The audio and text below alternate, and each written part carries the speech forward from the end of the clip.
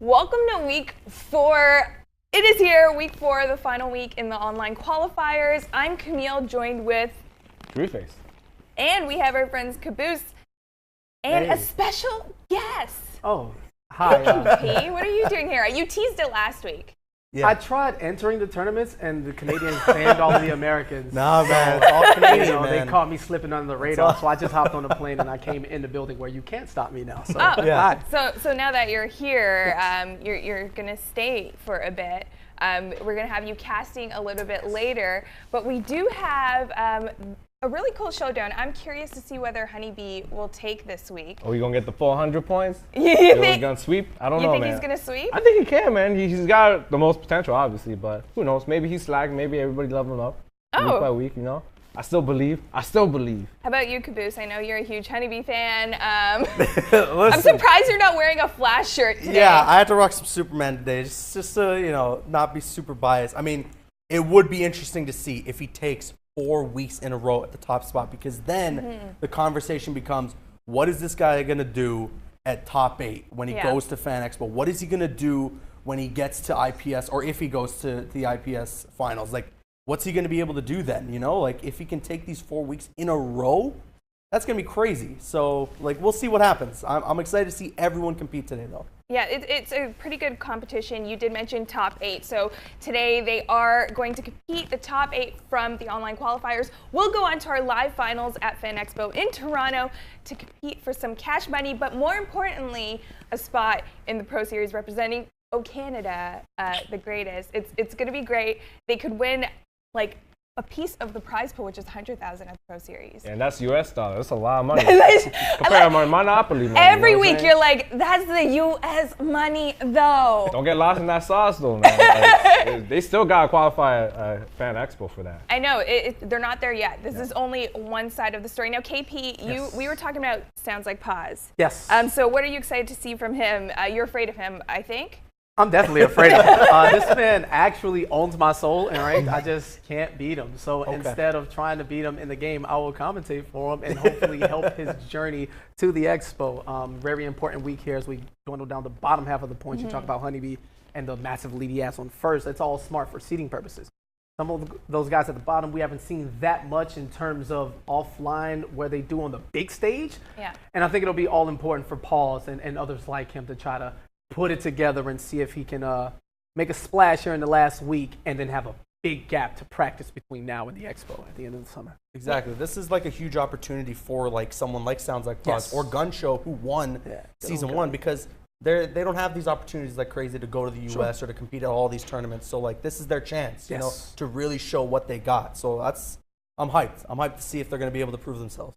Yeah, and we got an interesting bracket up, so it should be interesting. I'm looking forward to see if the brothers would eventually face off.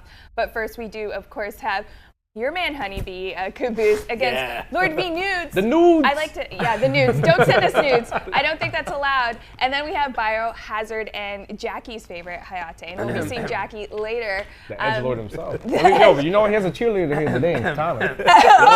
Someone's cut. All right, so we have 2 cheerleaders in the studio for Hayate, and the lower bracket has Sounds Like Paz, which I know KP you're afraid of, and Lego Help going off against each other. Guy. And then we have Snowbar and Snowbar, and Gun Show. Yeah, so Gun Show loses. That's crazy. I know Gun Show's lose, but he hasn't been showing up. So that Fortnite baby. Listen, I'll tell you one thing's for sure: you never sleep on a defending champion ever. Yeah. You know, Gun Show is just gonna wake up when the time's right, and you know his presence. You've seen him on the stage. He won the event, so qualifying shouldn't be much of an issue at this point for him. He's there. Eyes are on that losers bracket, man. I like to see some more Grodd play too. So just as a fan, regardless of results and how everything goes, I want to see it happen. But then pauses in there. It's so hard. So you want to see turtles. You want to see it all. But you know what? Let's actually see some of the replay from the final. Absolutely. Yesterday. Last week. Yeah. Honeybee went off. This was such a good set, though. Like, both these guys were going back and forth. It was never like a one-sided match through the whole set. We just obviously wanted to see if Bao could reset, but man, Honeybee was all over him. Yeah, my favorite part about watching these brothers play is that they know each other so well, and they advanced this matchup so far from Injustice 1 till now. If you ever want to learn the insides and outs of Flash and Bane, keep a quick eye on these. There's some little things you may not have noticed, like the read, grabbing him out of that, running man stance too. It's just unreal. And that's the thing, Bio, he was really good at the beginning of that match, and we saw Honeybee take out his Fury on the character select screen last week. So it's going to be interesting to see if Honeybee can hold on tight, or if we will see the brothers face off again. But it's just so crazy because Honeybee got a smackdown. I know, Caboose, you were probably grabbing your chair and scared for a bit at this moment, weren't you? Well, I mean, it was intense. Like it was, like I said, it was never one-sided. Like Bio was all over Honeybee at certain points in each match. It's just like the thing about the Flash is you can never count him out. At any moment, your whole life bar is gone on one reset, on one read. So you can never count him out, and that's what I guess what Honeybee took advantage of. Like just little mistakes like that from Bio as well. And especially with the air escape there, he's still in that vulnerable state, and that was enough for Honeybee to close it. And yeah, it's just, and that speed force, that's the man, thing, that speed force, that just creates that opportunity. It's so tough. And, and that pretty much was just a really awkward family dinner for the brothers, but they're used to it. Yeah, I think that's special, and the matchup of these brothers is so, legendary that NRS should have an edit to Flash's super, and when Flash goes through the Time Force, it should have different scenes of Biohazard and Honeybee's life. When they're 10, he punches them, he comes back, punches them at 17, and then slams them at the end of Northern Arena. It would be great, just an idea, a little bit, no big deal. If you can fit it in there. Get a little update in there. Talented guys at the studio, I'm sure they can make it work. The real Flashpoint paradox. Yeah, absolutely. IRL, Flashpoint Paradox. But we had a lot of behind the scenes on our social media. On Instagram, you could actually join in and see what's happening all behind the scenes at Northern Arena. Northern.arena on Instagram, and we want to know your tweets, what's going on, what you're thinking about these matches at Northern Arena on Twitter. I know what I think. I know KP hates Aquaman because he tried to remove all of Aquaman from our set. What the heck? You gotta level up that matchup, Doc. You I gotta didn't level come up here that to matchup. talk about Aquaman. That was the first thing you did. You're actually calling me out. Okay, so what? I came in the studio and I took all your Aquaman stuff. So what? Let me hate Aquaman in peace, all right? I'm a good person, I promise. We're gonna have a problem with aquatics, me and my little princess. All right, you stay there. Actually, we're gonna get you moving to cast with Caboose. But before we do that, let's take a quick break. We'll see you guys soon. All right, welcome everybody. We are here with the Northern Arena Injustice 2 Elite Circuit. We're about to get started right now with a matchup here. Honeybee going up against Lord V Noodles. This is about to get interesting real quick. That has to be the most interesting name in Canada. Lord V Noodles. I'm going to ask for an origin story there at some point eventually when I meet the young kid. A part of that famed line, Hayate's younger cousin. Yep. And just coming onto the scene a little bit later than usual, fighting in that second year, where the meta has developed and people are definitely better. All of the survivors who continue to stick with the game have shown their skill, even through the Canadian lands and with a platform like Northern Arena, able to, show it off even more. And Robin, just like his cousin, taking some snippets and carrying that maniac power that goes along with this character. I mean, hey, a couple weeks back, he actually had that huge upset in Yes. beating Hayate in the 1v1 Robin v. Robin matchup. So, he's performing really, really well. He's on the winner's side right now of this bracket. And an interesting choice here, actually, from Honeybee. He's not sticking with Flash. He's not going with Starfire. But he's actually going with Captain Cold, rocking the Mr. Freeze Premier skin, though. Sick skin, man. Yeah. Just so much attention to Love detail, trying to give the fans as much as they can Keep it here. in canon, Robin versus Mr. Freeze. I like it. So here we go. We're going to get game number 1 going right now. Again, we're in the winner's side of the bracket here. If he laid my research. No. Your ego makes you snowblind. Begin. Okay, so the puns are in. Let's see how quick the gameplay. Here's the teleport immediately from Lord Noodles. Sweep on knockdown and instant respect, looking for Honeybee to wake up on the first knockdown. That's a definite tell in the competitive scene when you're trying to play Oki, from the jump respecting wake-up options. That's right. And Honeybee's looking for a chance here to charge up that trade. Obviously, he wants to get to level 2. That's when you get the maximum chance, obviously, for mix-up potential and good damage. He's got that puddle out, but it's not going to do much. And he has the spacing properly to walk into the puddle in time to block it, to remove it from the screen now. The interactable now. There's a full combo. He's charging up that trade again as well. All right, patience from both men. Now, Robin having to stay at the pace that Honeybee would like to be. No confirm there on that combo. Instead, gets to throw. All of this damage adding up piece by piece as Honeybee's hovering around with that level 1 trait gun. Great down 2. Now into the interactable. Here's a full combo, and there's the full first health bar for Honeybee. Now, if you take a look at the spacing here, Honeybee playing a very slick game, hovering his entire offense around that background bounce, so he doesn't need meter to combo now. Able to hover around with that 1 bar. Here's the conversion from Lord Noodles. Back to the middle of the stage we go. Going for the Oki. And great patience from both of these men. Jump 3. That's going to connect. Honeybee, again, just looking for any opportunity here to charge up that trade. That ice wall is going to whiff, and a punish there from Lord V Noodles as he takes the first health buff for himself. And we're just about even on life. Lord V Noodles sitting at a good advantage on meter. There's a whiff there, no punish. Yeah, great challenge from Honeybee, not being afraid of that Birdarang on the ground. Here's a throw, a lot of damage coming from throws there, testing Lord V Noodles' reactions. Hasn't teched one just yet, but into the corner we go. Robin, known for his massive damage, but instead cuts it short, looking for a reset opportunity. And again, the escape of the corner. Yeah. We're both sitting almost at full bar meter on each side. Oh, that level 2 trait is out. And now, Lord V Noodles has forced himself into the corner. There's the ice puddle, blocked there from Lord V Noodles. And again, Honeybee is right onto charging up that trait, using that interactable, pushing Noodles into the corner once again. Yeah, great bait. You talk about the little things in fighting games. Honeybee whiffing that jump attack just in case he met him air-to-air and canceling into the interactable, playing on Noodles' reaction. Now he's sitting on a full bar of meter. Here comes the snow clone. Oh, they meter and roll to switch sides there, and then the forward 3 will close things out. Some very tricky stuff there from Honeybee to get game number 1. Yeah, easy bait. Got him into the snow globe, slowed down movement. Lord V Noodles a little late on the clash, wasn't able to activate it. Now, Honeybee, knowing he'd be looking for it, cuts the combo short, goes for the raw forward 3 with enough advantage, plus the slowdown from the globe. There was no way Noodles can do anything there but block. Makes the wrong decision, gets opened up, costs himself a game, and Honeybee looking real clean with this gap and code going up. It's really interesting to see Honeybee. You know, he's been rocking the flash, and then he had that pocket Starfire, and now he has Mr. Freeze. So he's playing with like such a variety of characters and still keeping up. So here we go. We're going to go into game number 2 right now. Again, that first hit is so important. Who's going to get that first bar of meter right off the bat? It will be Lord V Noodles. All right, tags him with the overhead now. Trade in Noodles' favor. Using the massive discrepancy in footsie tools. Robbing that back to huge sword, covering up a lot of distance now. There's the punish. And no punish now. Challenging it again, and the throw. There's a throw. And now Honeybee's got the corner. But he's going to back off a little bit. I can see what he's trying to do here again. Get that space. Oh, there's another throw. And I tell you, we talk about it the entirety. Lord V Noodles showing that he has not been able to tag at any junction here. And Honeybee, fast and simple. You know, the average player wants to get the combo, the big damage quick. You don't need to do that. With every waking throw, Honeybee's going to open up tick opportunities, poking advantages, all of this as you're seeing this great offense on display by keeping it simple. Right now, Honeybee's playing a bit of a chess game here in this match. He's not really going for that combo like you're saying. He's really looking for the setup, and he has level 2 trait ready.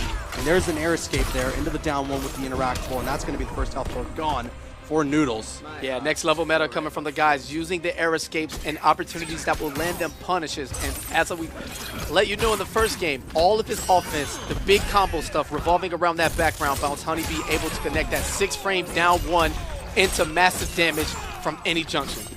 That's right, and there's a big combo there for Noodles to kind of close the gap a little bit. Right now he's looking to get out of that first health bar without taking too much damage on his health bar currently, because at this point Honeybee is looking for that constellation damage, and he's going to get away with that trait combo, not fully converting, unfortunately.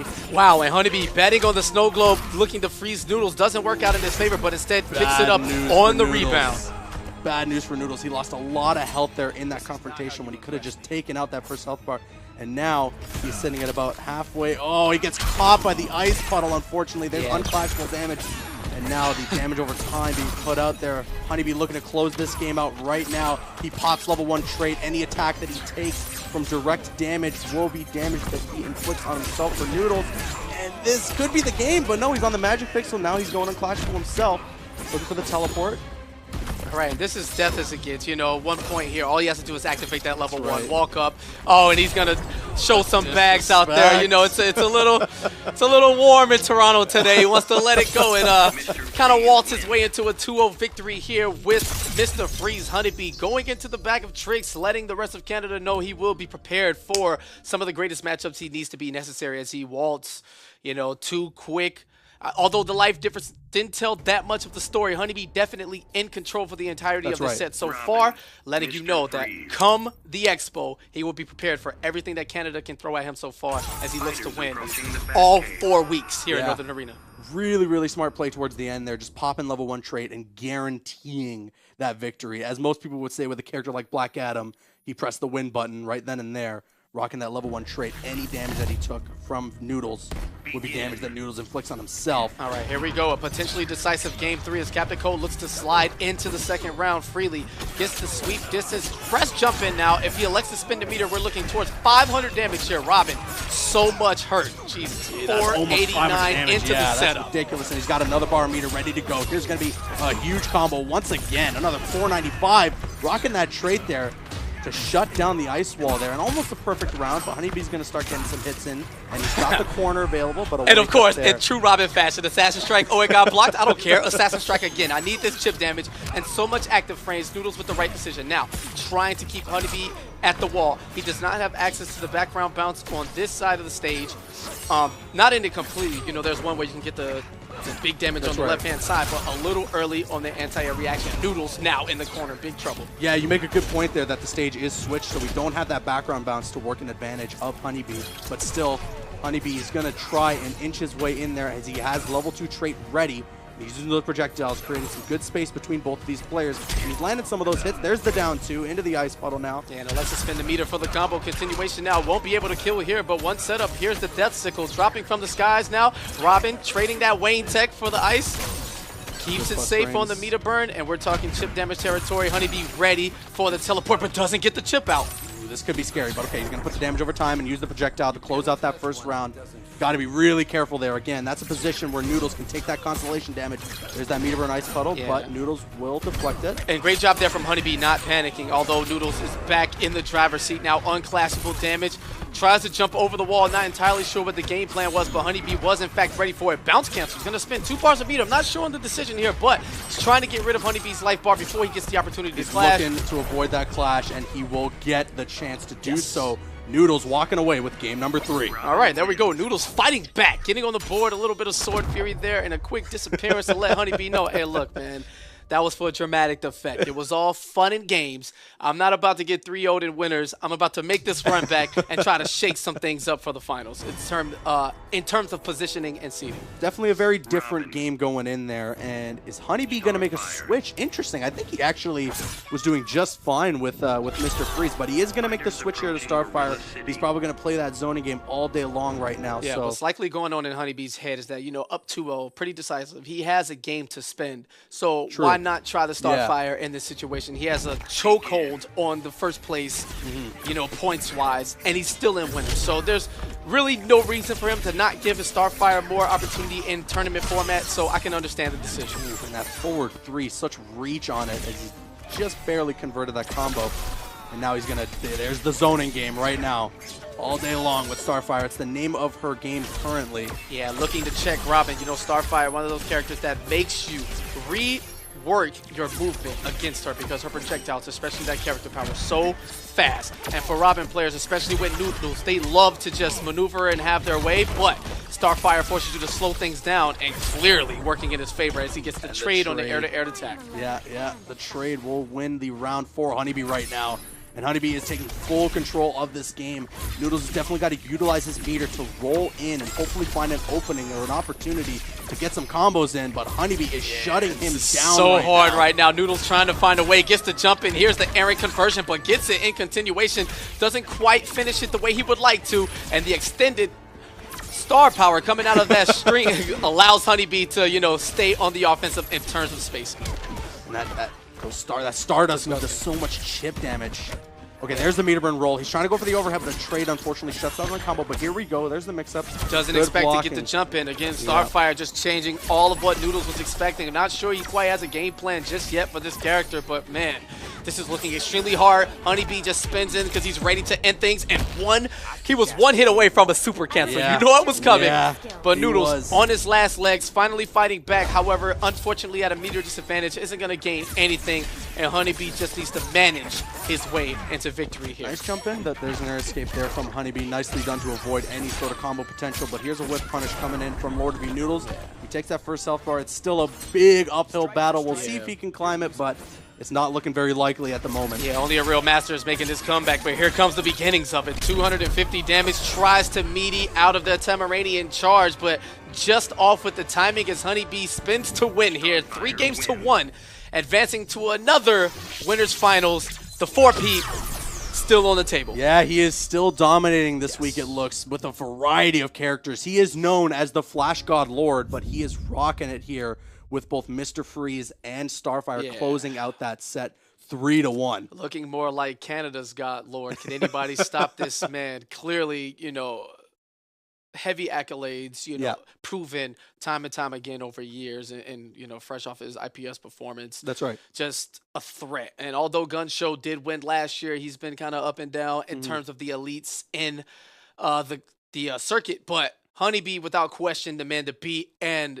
it's kind of looking like he's going to waltz into Expo and take it kind of free if we're just being real as it gets. Yeah, absolutely. We're going to look at some replays here real quick, but just going over that set, it was very dominant in the favor of Honeybee. There was, though, a match where Noodles looked to have some sort of an advantage where he took control a little bit, but unfortunately just couldn't replicate that. And, of course, as soon as a moment of lapse happened there from Honeybee, he immediately switches over to Starfire, and that's where he took complete control with that zoning game. Luckily for Noodles, this is not the end of his run. He's just going to drop down into losers, where he has a second chance to make things work, but man, it's just rough. And with Honeybee, the potential practice. Next up, we have Biohazard.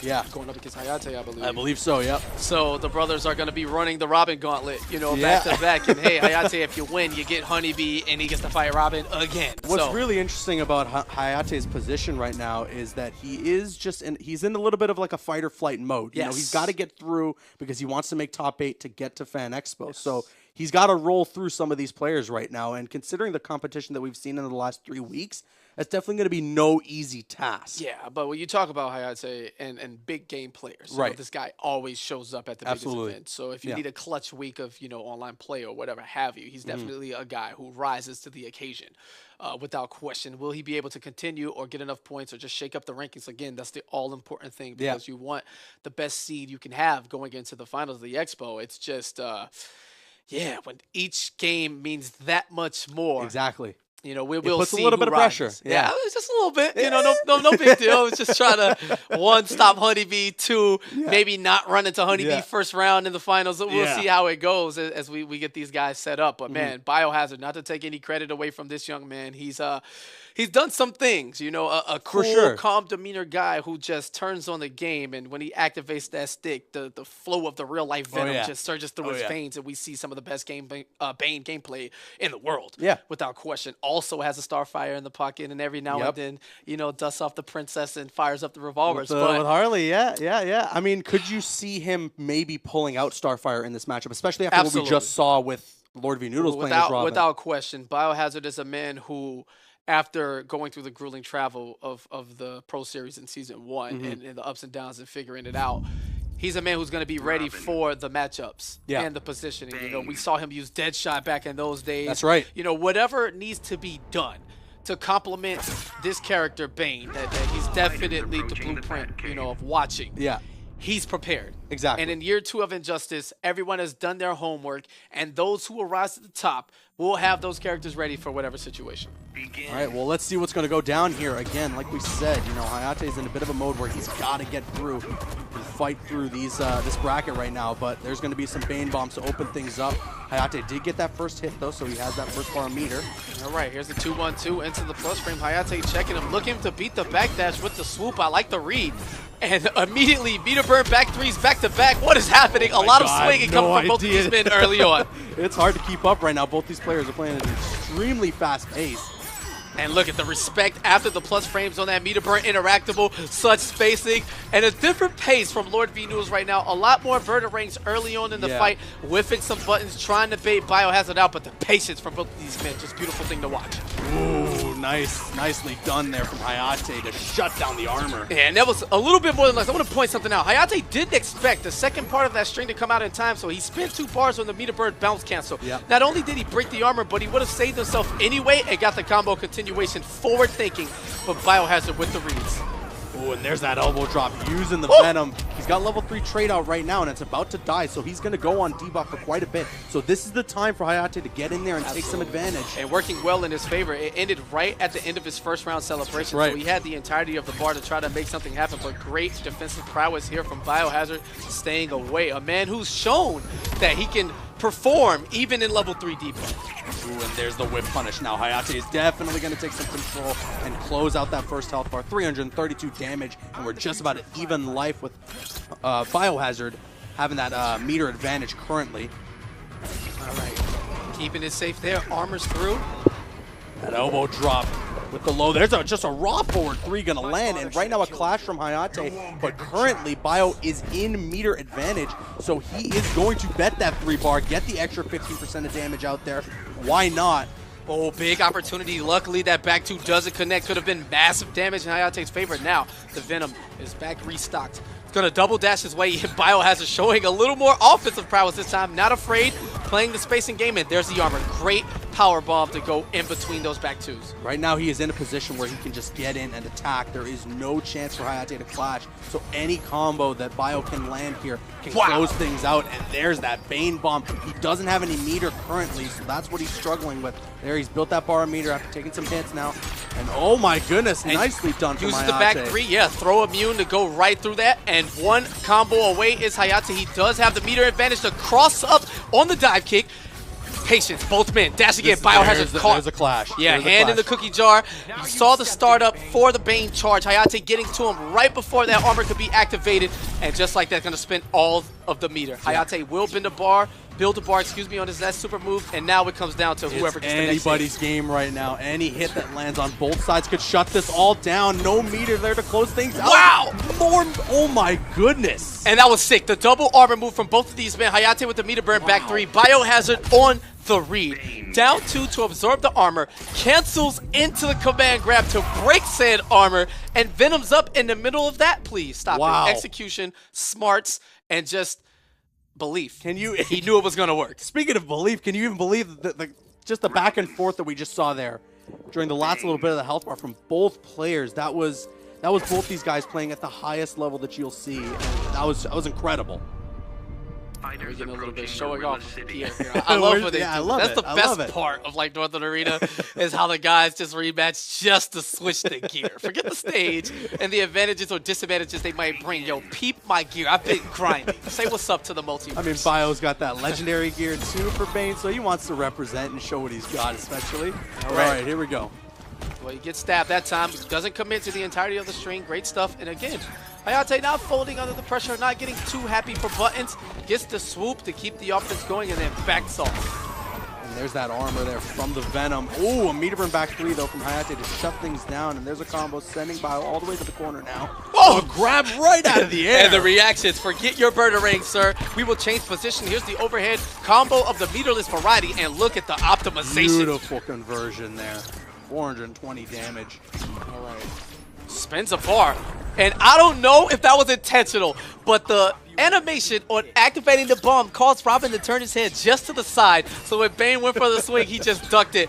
I don't know if that was truly next level, or I'm giving Hayate too much props, but you know which way I'm going with this. What a god. One way or another, yeah, what a god he is. And there we go, another full conversion here. No clash just yet from Bio. He's going to hold on to that meter. He's taking a lot of pressure here, though, and he's going to use that Bane Bomb now, or the elbow drop, I should say. Round 2 there from Hayate. And even at this point, I wouldn't count Biohazard out. I've seen this man make these comebacks before. Here's the clash. This is going to be his last opportunity to come back, but Bane, as we know, and you've seen it, level 3 comebacks, bounce cancel combos, you know, one slight of momentum, and that could be it, but it won't happen in this game as Hayate closes the door in Gorilla City, tying it up at 1 game apiece. Very convincing win there from Hayate. He was full on the pressure and converting on every single hit. So very nicely done. But just like you said, you can never count Bane out no matter what the health advantage is for the opponent, because one bounce cancel with level 3 Venom and your health bar is gone.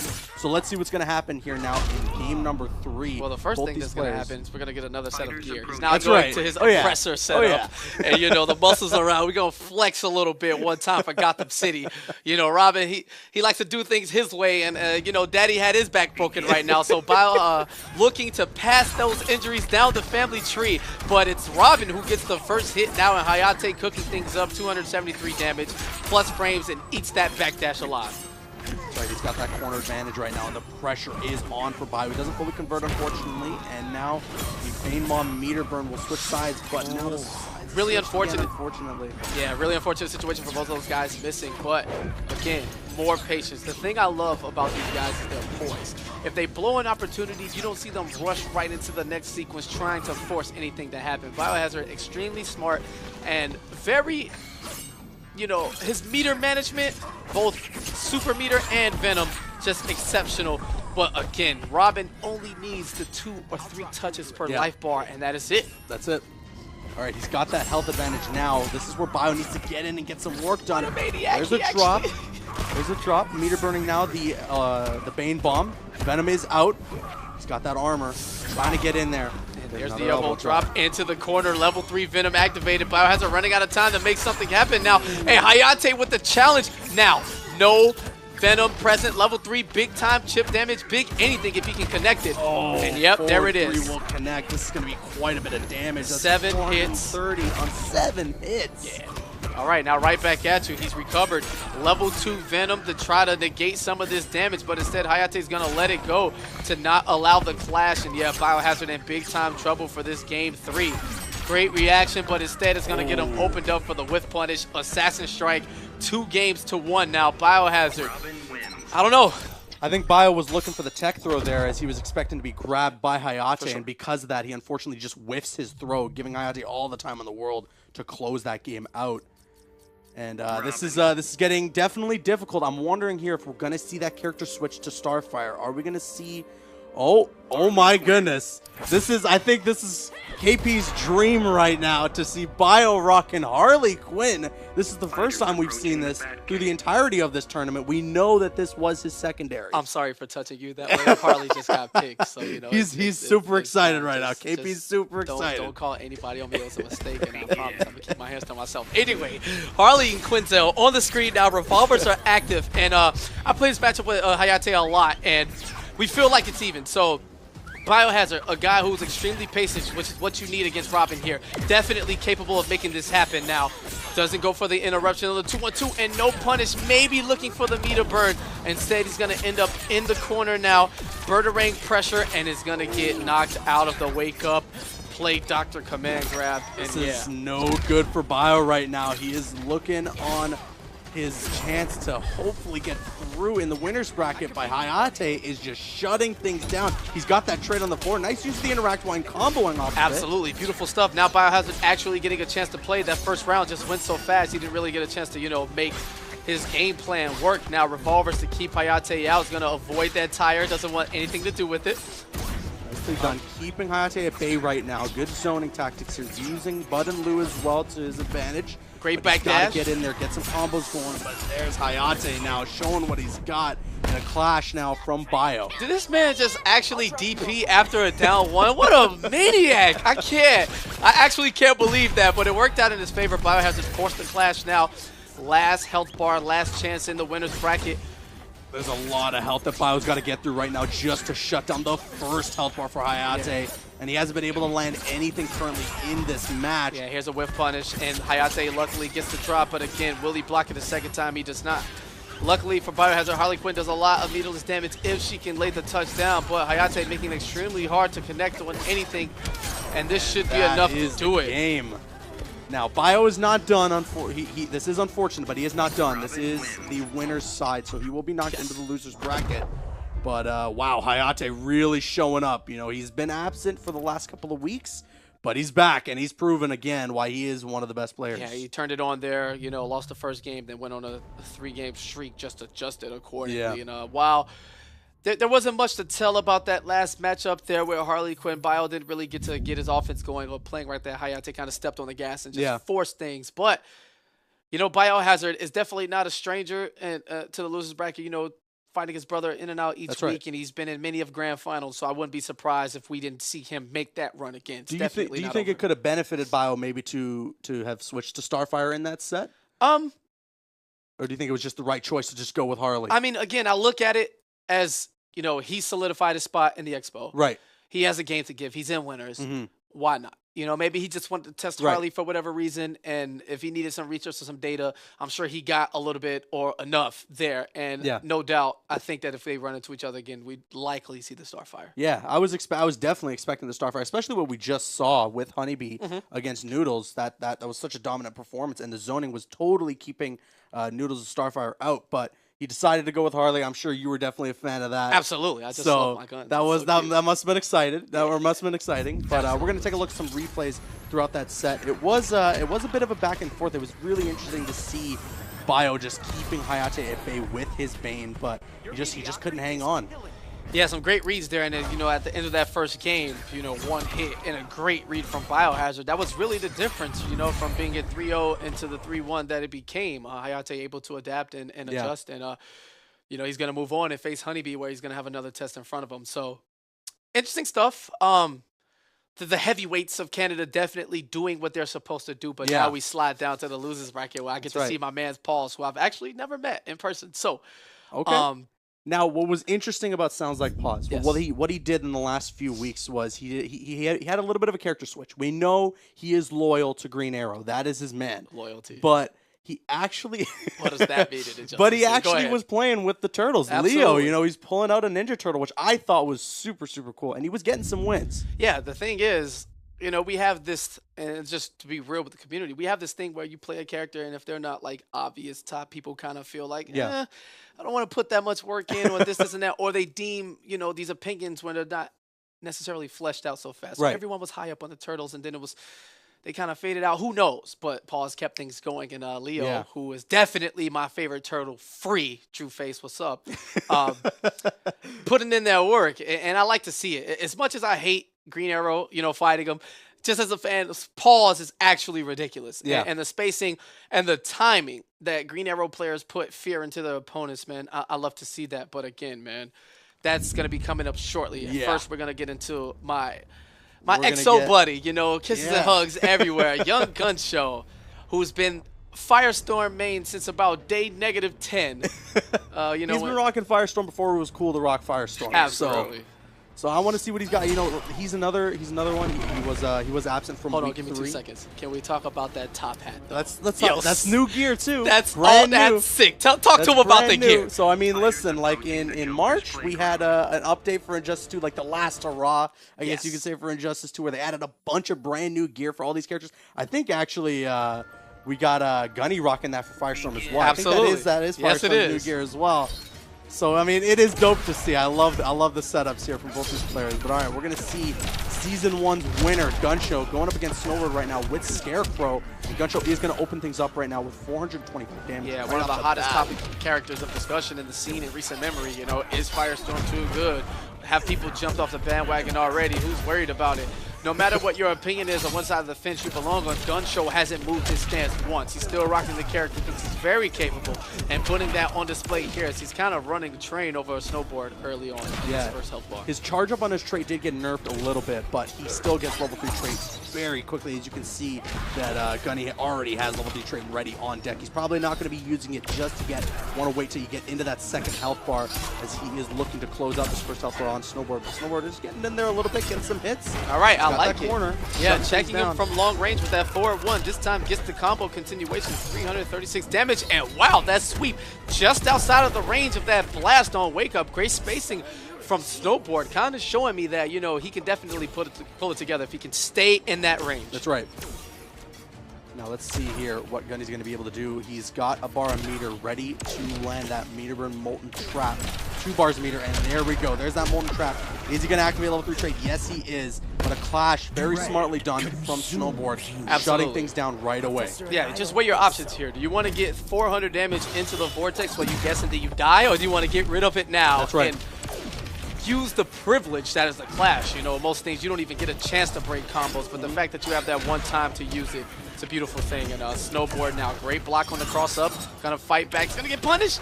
He does not. He does not. Very lucky for Snowboard, but he gets caught by the Molten Trap anyways. And now an air escape there, nicely done. Keeping Gunny in the corner here. Can he shut down this first health bar? No, he can't. Gunshow's going to take complete advantage, switch sides as well in the meantime. He's got level 3 trait just about ready, and he's getting close to that magic pixel, and the trait damage will do it. Absolutely, damage over time, reaching from here to Vancouver. You can't escape it. That cloud, so destructive. You can't. Then what are you going to do? You just have to hold that. It's the ultimate walking death, and the meter burn back 3 is going to lead to Snowboard's death a little too early on the air escape. I like the idea. Failed in the execution, but it's okay. You have 2 games to go as Gunshow is going to spin his way to victory now. A little flame for the people up here in T-Dot as he tries to work his way into the finals of this tournament and, you know, readjust his positioning in the final ranking. That's right. I mean, it's all going to come down to, I think, especially for Snowboard, is getting that chance to activate straight, because that's when you can put on the pressure. And, you know, even when Gunshow is in your face and trying to land combos, he's taking some damage. All right, cast your vote. I want the chat to hit 1 for Gunshow, 2 for Snowboard RX. Let me know where you stand. All right, here we go. Game number 2. King of the Hill points it.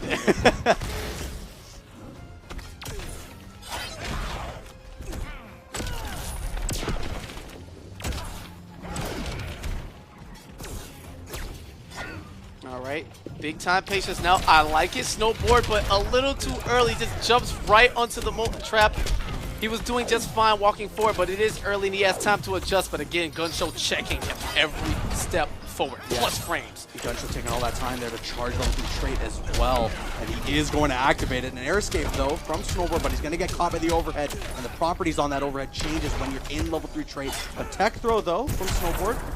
And the wake up to follow it up. And Snowboard, you know, his reads are really hard. You know, he goes into the plus frames and goes for the forward 3 immediately after looking for the backdash, but opening himself up to be punished. He's an all or nothing type of guy right now. You're going to need a little bit more than that when dealing with Firestorm as he whiffs the end of that string. But keeping Gunshow in the corner, let's see how he elects to use his pressure.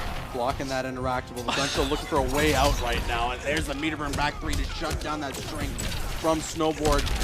And he's going to get this corner carry now, putting him into restand. Baited. With punish on the bait. Suspense is killing me. Think the radiation's getting to you. It might be, as he thought a throw was coming, but instead threw at nothing or reaction. The shimmy coming from Gunshow, just fuming all of his toxic power, has no fear. It's kind of easy pickings at this point. Yeah, right now he is just telling Snowboard, come to me and see what happens. He's got level 3 trait ready, and there is no clash available for Snowboard. So all it takes is that Vortex to shut things down, and there's the meter burn back. We need to talk about how instant that air dash was, because it was so instant the down one knocked him out of it. Gunshow, please. And there, that jump 3, I believe, will close things out. And that's game number 2, going straight to Gunshow. Just like that. Now, it's just so scary when you get yourself in a position, whether you're either in the first health bar or in the second health bar without clash, to see Gunshow catch you with that Molten Trap and have level 3 trait ready. But a character switch, interestingly, from Snowboard, he's actually going to go to Ivy. Okay, I like the I gear. actually kind of like haven't this seen too. that. It's kind of sick. Okay, has the thorns on Snowboard. It's gonna go from Scarecrow to Ivy. So clearly a fan of like hallucinogenic, poisonous mind control. That's He's a his big fan of the Arkham villains. I like it. Absolutely. So let's see if he can get into Gunshow's head, which is a flaming top. Clearly, no room for a brain there. The professor doesn't care. Your gimmicks don't work on me. As a continuation of what happened last time, is riding it out. He's got trade out now. This gives him good enough time to zone out a little bit. But Gunshow definitely knowing his spot and finding those gaps. Background bounce, going for the big damage, drops the combo, but if you drop a combo at 350 into the setup, there's a little thing we like to say in America, and I'm pretty sure it's universal, we take those. Yep, and he just takes that first health bar like it's nothing. Gone in just a second. Level 3 trade is ready. That meter burn forward 3, Poison Ivy's forward 3 has such a good reach. A nice little kiss, catches Gunshow walking back, doesn't commit there, tries to put Firestorm in a wheelchair. He doesn't comply, but will take the damage from it. And backing off, all kinds of respect from Snowboard. Oh, that forward 3 to just shut down the Molten Trap, but he gets caught anyways, and level 3 trade is ready again. A good clash from Snowboard. What a horrible situation. You have him in the combo to get rid of the first health bar, you drop it, then you get put into a position where you have to utilize your clash. This is where we'll see where his mental fortitude is as he gets the back-to-back Vine to knock Gunshow out of that wake up. All right, great stuff and great recovery from Snowboard here in this game 3. Can he turn things around? Got the mud ready, but it just gets shut down again. The mud for Poison Ivy lets her take less damage than she normally would, but he gets caught by that Molten Trap. And Gunny's been so good on the check with the forward movement, man. Seemingly, Snowboard has walked into the majority of the Molten Traps. They haven't even been punish opportunities as he goes for the full combo here. Enough for the restand, +3, and wait, here's a chance. Snowboard trying to fight back, hard knockdown splat. Here comes the trait. Can he turn things around right now? This is going to be good chip damage. If anything, he's got to find a way in. Yep, and you knew it was coming. That Molten Blast, 5 frames of victory coming out of the palm of the hand as the professor and the young kid celebrate 3-0 in favor of the Gunshow. That's right. Gunshow showing why, you know, he took season 1. Just a little bit. Just a little bit. Just a defending champion, no big deal. You know, he hasn't been here before or, you know, beat everybody. It's just laying low and, you know, Honeybee's dominating. He's definitely the man to watch. And, you know, Biohazard, they've been giving us grand final shows, you know, that have been great stuff. But, you know, a little Gunshow just reminding you, hi, you know, I'm over here. And, you know. And that was the loser side, so that is unfortunately the end of the run for Snowboard, but he did put up a good fight, I'd say, with Scarecrow and then switching over to Poison Ivy. We're going to look at some replays throughout the entirety of that set. But again, like I said, Gunshow just showing and proving why he is that defending champion from Season 1. Yeah, great stuff here. I mean, a lot of times as we see the clash animations, like, he forced Snowboard out of his clashing early, so you immediately have to change your game plan defensively. You can't take that extra risk, to cover your fault because you have the clash active. You can't wager your meter because Gunshow still has his clash. There's just so much layers of defense and in the mechanics of Injustice that really go, you know, uncelebrated because people don't understand how deep it actually is. Losing that clash so early is such an advantage in Gunshow's favor, especially with Firestorm as a Vortex character. You pile on the offense and you continue it on, and Gunshow just making the best of every opportunity. That is how you play a complete game with full-blown offense and a game plan that was executed to near perfection. Yeah, you're absolutely right. And like I said, you know, when you're in that position where you don't have Clash available and level 3 trade is ready, when you're playing against Firestorm, you're done. It's so hard to guess. It's so hard to guess that Vortex. And it was just super unfortunate that in 2 games there, Snowboard just had to clash immediately, which was smart. He wanted to get rid of that level 3 trait. It was a smart move. He had to do it.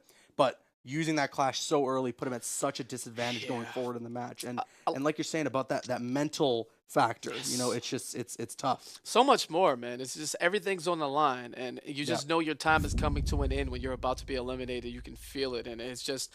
You layer that on top of making sure you get the execution, and then you're playing the other guy still. So you still have to react and adjust accordingly, and he's read you and has conditioned you to play a different style, and it's just so much going on. As we take a look at the bracket to let you know today's progress, you have Honeybee and Hayate sitting in the winner's final. That's right. And one more match on the loser's quarter side. Before we get into loser's quarter, sorry, it'll be Sounds Like Pause going up against Lego Help. Yeah, Lego Help. Yeah. This should be an interesting matchup here. Lego is going to be rocking, or I assume he is going to be rocking Gorilla Grodd. And then just as we were talking earlier, Sounds Like Pause with that green arrow. Or with Leonardo, if he's going to pull out that Ninja Turtle. That will be interesting to see. But yeah, the bracket is spicing up. We're going to get in this next game in just a moment here as we're getting the players ready. But what do you expect to see coming into this match now? Man.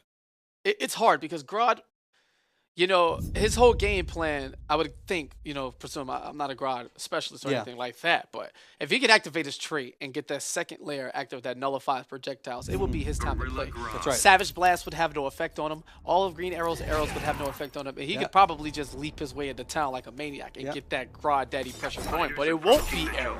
It will be the Teenage Mutant. Young Leonardo, the leader, the boys in blue, you know, part of the Rat Pack. Shouts to Master Splinter.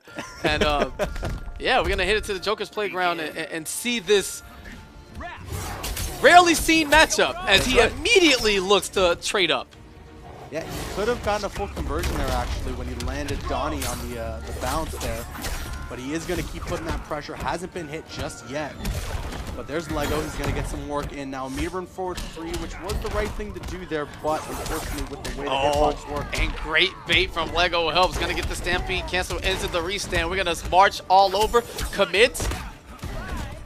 Keeps it plus and jumps out for the side switch. I like the idea from Pause, trying to keep Lego Help cornered, but the wake up leap, why not? You have some side switch stuff with your shell drop.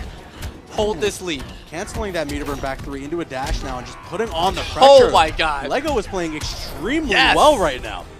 Aggression. I love to see this from the mayors of Gorilla Cities all around the world. Canada's mayor here trying to make things happen, leaping around the screen as sounds like Pause is calling in his turtle friends for assistance. Hasn't been able to work just yet. All right, he's going to try and get that overhead with Donnie, but it's going to get shut down. There's unclatchable damage now. Oh, but Raph is going to come with some assistance, and there we go. The shell drop, no conversion though, unfortunately. And there's a low. Mikey's going to come in with assistance there now, and the air-to-air will connect. Sounds like Pause has got that first health bar. He's going to enjoy a slice. How good is Canadian pizza? Answer that later. It dashes in 2-2 into the cancel now, keeping it plus and a challenge there with that Shellicopter. But challenge what? You knocked me down, I wake back up. Lego Help being aggressive of a Canadian as I've ever seen in my life, all right? I had to yell at Jackie to stop apologizing to me in the 10 minutes it took to get to the studio from the airport. And I just immediately watching Lego Help just have his way with Pause. Yeah, but Pause is inching his way back in there now, catching those overheads with the shell drop, now mixing it up with the low from Michelangelo. Down 2, no full conversion. He just would punish the sweep. He can have some props for that. And sounds like Pause, as much as Lego Help has been in control, the poise, but no! Ooh, he didn't even need to go unclashable, I know, huge mistake! He could have killed him with that combo. Right now, that could have been a huge mistake, but he is going to walk away with that game anyways. That could have been very dangerous. Yeah, you talk about it, man. Pause was sitting on a full stock of meter. He looked for the meter burn back 3 to get the launch and not allow him to air attack had he had the opportunity. But, man, he holds back. Maybe he fires off a super. Maybe he gets an assist into it. Scary moment there for Lego Help, but he keeps it going. And, you know, 1-0, and sounds like Pause with the immediate switch to Green Arrow before we can even see the entirety of the character select screen. Approaching Gorilla City. He is going to go right to Green Arrow. I can totally understand it. You know, he's been doing this in the previous weeks as well. You know, he gets a go with Leonardo. If he wins, great. Keep it going. If he loses, all right, no more playing around, no more resting around. Let's go back to the bread and butter with Green Arrow. And great straight arrow because Lego Help was definitely looking to get that projectile nullifying part of the trait out, and there it is. Your arrows have no effect on me, sir, but I like the offense. Pause is just going to go in and fight him. Ooh, yeah, I think he tried to land that ice arrow there. I don't know if it was just shut down from the trait there from Gorilla Grodd, but he's got another ice arrow on deck, looking for the overhead, a good block from Lego, and he's going to get the background bounce now. Commits to it immediately with the down 1. Goes for the overhead. Great reaction. Easy stuff from a guy like sounds like Pause's caliber. Now into the corner. Here's that Stampede. Trades up in his face. Okay, a wacky set of events there, but it works out. Guys going for the slam. Got the overhead. Couldn't convert, though, unfortunately. A delay there on the ice arrow from Sounds Like Pause. He's looking for that overhead, but it gets shut down again by that trait being extremely useful for Lego right now. Yeah, and these guys just going at it, swinging back and forth. Here's the wake up from Pause. Will he interrupt? He does not. He lets him safely escape with the Hurricane Bow. At this time, he challenges a lot of pokes into the secret sweep. A lot of nothing going on, but it's working out, and Lego helps his favor. And he takes the first life bar. Expect Pause to load up these fire arrows and get to work. He's blocking all those arrows there. Oh, but the jump 3 will connect. Yeah, and very that's going to kill fortunate. time on that trait too. Yeah, because if that burst connects, he gets a full combo there, and Pause may have been in that situation we've seen throughout the entirety of our competitors so far, where they have to clash early in the life bar. What will he do now? Full combo damage. There's the restand off the back two, that boot to the gut, and just a raw throat. Liking the mix-ups from Lego Help. Yeah, Lego is putting on some great pressure right now, and he's showing that he can not only go toe-to-toe with Sounds Like Pause playing as Leonardo, but also as Sounds Like Pause's main Green Arrow, and those ground and pounds are doing quite a bit of damage. He also has the secret advantage of Garage players playing on Gorilla City's map. Throughout the history of the Pro Series, they've done well here. I don't know if this is such random as we think it is in the selection, NRS, please, but Pause, again, refusing to go down without a fight, fighting back just like in game one. Ooh, and that leaps could have been over. very scary, but he catches that throw anyways, and now he's got that corner.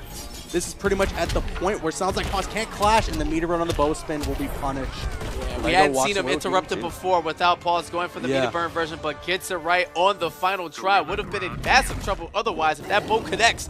You're looking at back three and the forward three, big time trouble, but instead, Lego Help trusting in his execution, knowing his matchup knowledge, and just interrupts easy poke into the Stampede. Not entirely sure if Pause could have clashed there, but yeah, so fast, you know, it is what it is. Lego is playing extremely well right now. This is so cool to see, because Lego is another one of those players like Sounds Like Pause and like Gunshow who really want to take advantage of the opportunity that's being given with the Elite Circuit here. I figured it out. Oh, Pause didn't change his gear. That's you got to show off all the gear, my guy. That's right. You're absolutely right. All right. It's going to get the punish now. It's going to beat itself a little senseless as Grodd carries him towards the corner now. What's the mix-up? Wow, crossing up. Same side, great connection, but a little too far out for the boot. But man, Lego Help just putting on a clinic of offense here. Interrupt again, yes. Here's the throw, and wait a minute. From what, you know, I came to Canada personally to watch Pause, and he's gonna rob me of my viewing capabilities. Not like this. He is almost in a position here to get 3-0'd, which is something you definitely wouldn't have expected to see here. Sounds like Pause has been playing so well through the entirety of these last 3 weeks. All right, keep it right now. Lego is all over him, but he's going to catch that low, and he's got this corner right now. He's got to take some advantage. He's got the Ice Arrow on deck. Wow. Okay, jumps out, leap for a jump, going right over his head, and the down two on the challenge in his face. One of the faster mids, and great confirm here. Now it's going to go for the full combo. Back three, will he switch sides? That he will. Oh, unfortunately couldn't get the timing on it. That is... we definitely take those all around the world. Massive damage if you get the back three off of that interactable, but anything would have done the trick. And Pause doing his patented comeback. This guy just refuses to let you run away with any matchup free. Resiliency is the name of the game right now for Sounds Like Pause. He is trying to come back here, inching his way in, and he's got that Ice Arrow. Good block though from Lego. Absolutely. I like the anticipation from Pause. Great arrow placement thus far. But does he have enough delay on the meter burn back three to catch him out of his landing frames? And Lego Help, this is going to be it. Beats his chest for the 5th millionth time. 15 millionth time. Had to make up a number as he storms his way. 3-0 over Sounds Like Pause. 3-0 just like that for Lego. That was a very different Lego Help from what we've seen in these last few weeks, and that was exceptional gameplay from Gorilla Grodd there. That was amazing. That looks like a man who is trying to send a message to the expo. Yeah. Granted, it's only one, you know, the top 8 still has to go, but yeah. I mean, are you serious right now? Like, that was crazy. That was some extremely clean Grodd play. Cancels were on point. Mix-ups great. I love to see mixing in the normal throws, you know, because we're respecting the plus frames from the Stampede cancels. And, you know, while you're standing there, if you're not going to challenge it and you're blocking so well, you do a throw. That's what they're there for. Yeah. And great mix-ups as we get into the replay to show you some of this stuff, man. It's just... it was just clean. And I love clean gameplay. Lego Help looking like another eye to you know, you need to keep your eye on him in terms of Rising Grodd players. Yeah, no, definitely. I mean, he played exceptional. Like I said, through that entire set, both against Sounds Like Pause's Leonardo and his Green Arrow. When we saw that switch to Green Arrow, I was definitely expecting a bit of a shift in the gameplay, but Lego was ready. He was prepared for it, and the pressure was just too much to handle for Sounds Like Pause. That entire set, really well done from Lego. And I believe that was the loser side, so that is the end of the week there. Force sounds like pause as we take our last look at some of these replays right now between both of these players. It was just so close, such a back and forth, but sounds like pause just couldn't keep up. Couldn't keep up. This is the part of the tournament where like we try to sneak in as Americans and like just break the bracket, and then like Northern Arena took me off of their PSN friends list. It's actually tragic, and I'm not okay with that. Yeah. It's okay. I was appearing offline. I just tried to sneak in this hill, and they didn't let us. So, but all right. I'd like to thank all the Canadians who have definitely signed up and tried their shot at this, trying to fight their way to the top 8 and meet at Expo for that coveted spot at the IPS Season 2 Finals. Just great work, and I love everybody just tooth and nail trying to fight it out. Great defense, all my eyes, you know, the honeybees and the biohazards just scouring through those brackets trying to find us intruders to try to ruin the experience. That's you know, right. Have some respect. But all right, before we get into our next game, we're going to kick it over to Camille and Drew. Guys, what do you think about the matches we've seen so far?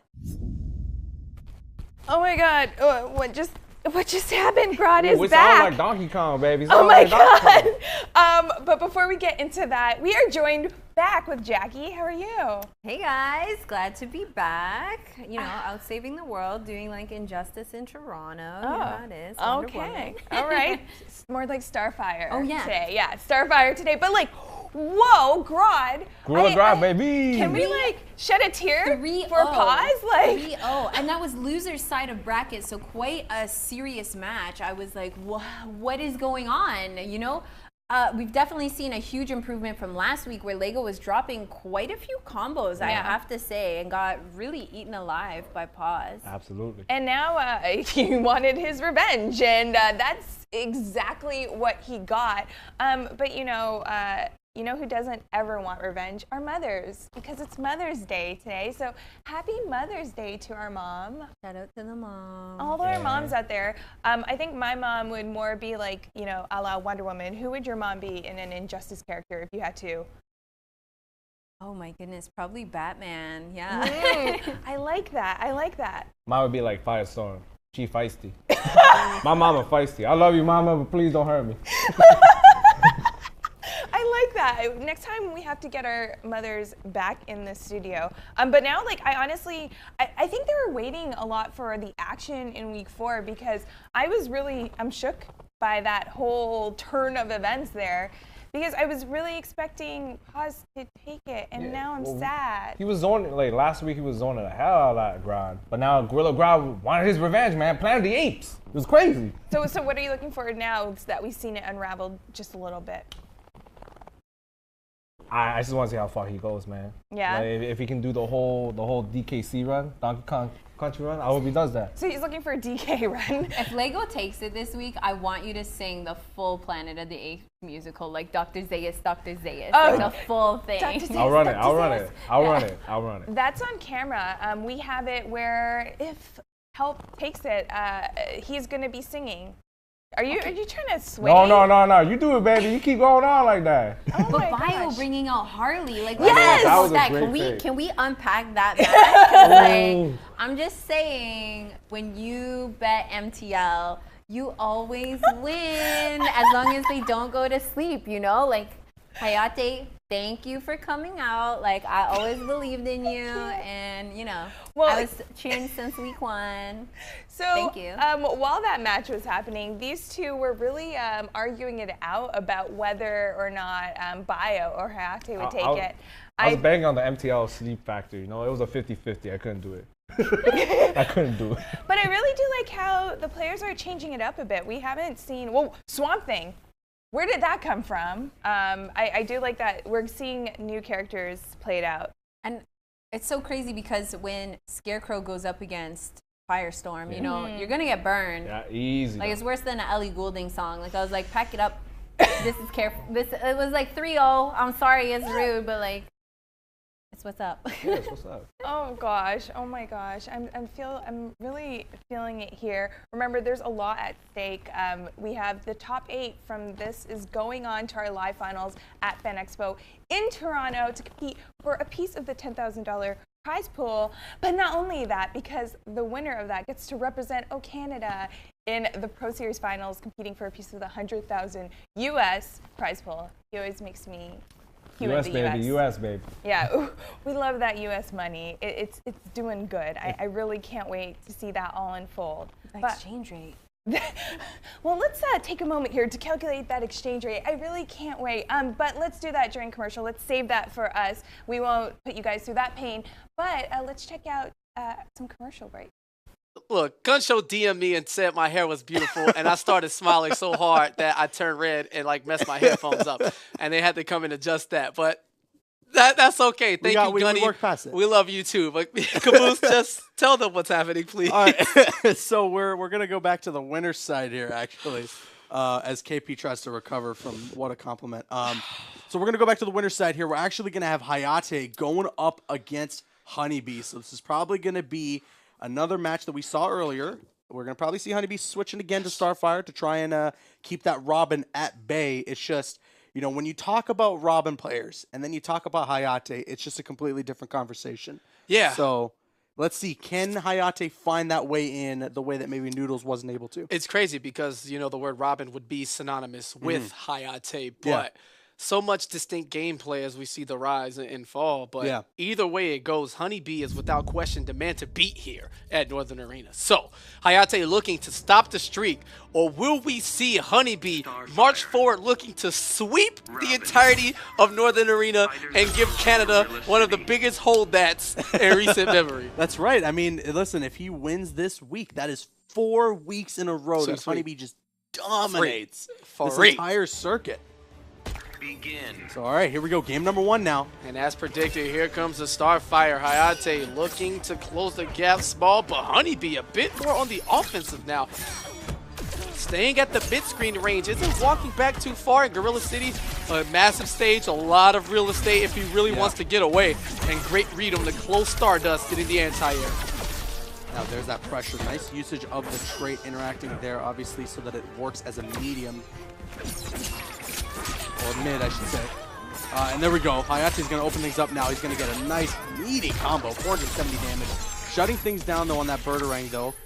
Nice wake up from Honeybee. A little too early on the conversion, so the invincibility that the hair flip does have catches Hayate trying to wake up pressure. But now, spacing. Ooh, jumping over the back 3. Big trouble there. No punish, but this time, after that weird situation with a lot of errant misses, Hayate is going to be the one who takes advantage, and 415 damage enough to close out the first health bar. Honeybee probably trying to use the properties of that Stardust move to be a close-up, but doesn't put it out right and just gets whip punished completely because of it. And right now that trade is on the field to allow Hayate to close the gap a little bit, and the throw is going to connect. So visceral, sword right through the midsection. He's just going to do a backflip off of it. You got to show off. But there's the Tamaranian charge. You know, Starfire players using to escape little situations, but spinning a bar to keep it safe. So a decent trade-off there in Honeybee's favor as he collects Hayate's great health bar. A lot of H's around here.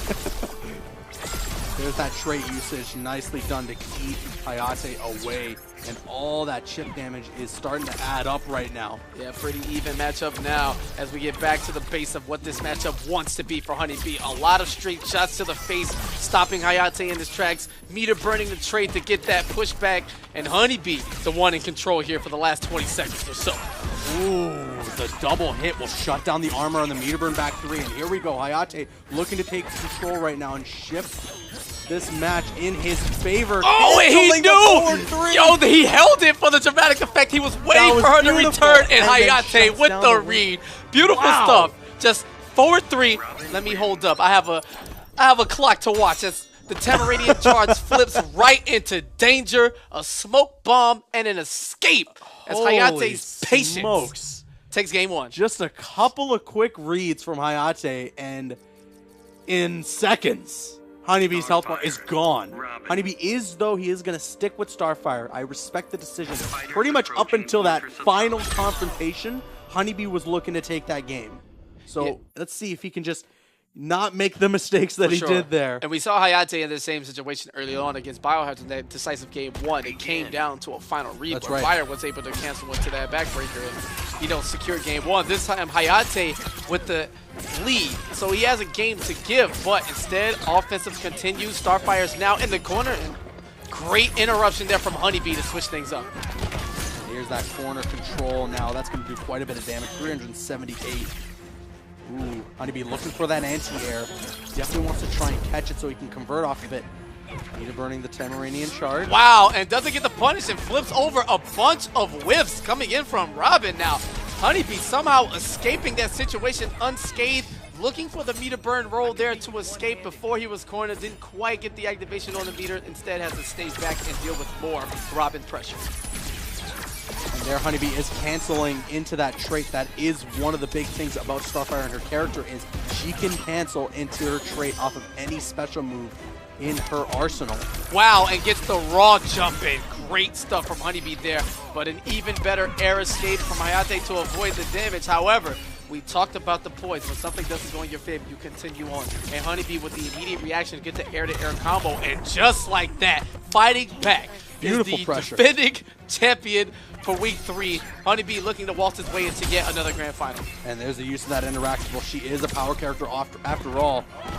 And there's that throw now into the corner. Honeybee looking to close things out here. There's the anti-air he's been looking for.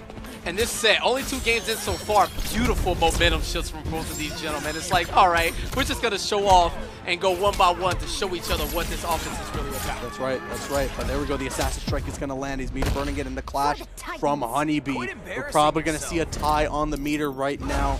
Both spending 2 bar apiece. Hayate definitely doesn't want to give Honeybee a chance to gain any life here, especially considering he is at a disadvantage in life to Honeybee. And no flash from Hayate, not sure what happened there. Just accepts defeat. Didn't build the meter until it was death. Although Honeybee would have had the advantage on the clash, you know, anything can happen. We've seen comebacks, but again, I know Starfire definitely, if she needs chip damage, she's one of the characters who's going to get it. Oh, definitely, So yeah. I guess Hayate is just super forward thinking. He's so woke, as he would say.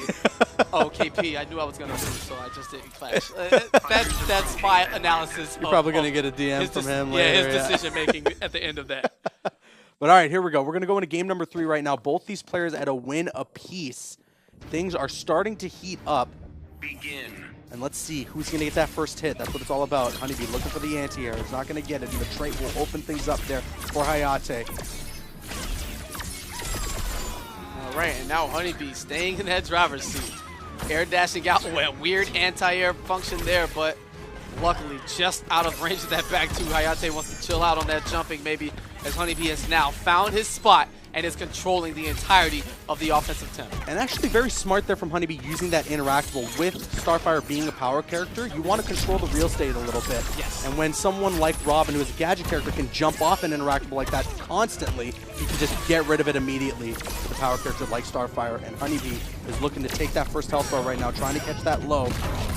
And there we go, the hair flip will do it. And there's the first health bar for Honeybee. He's got quite a life lead now to work with.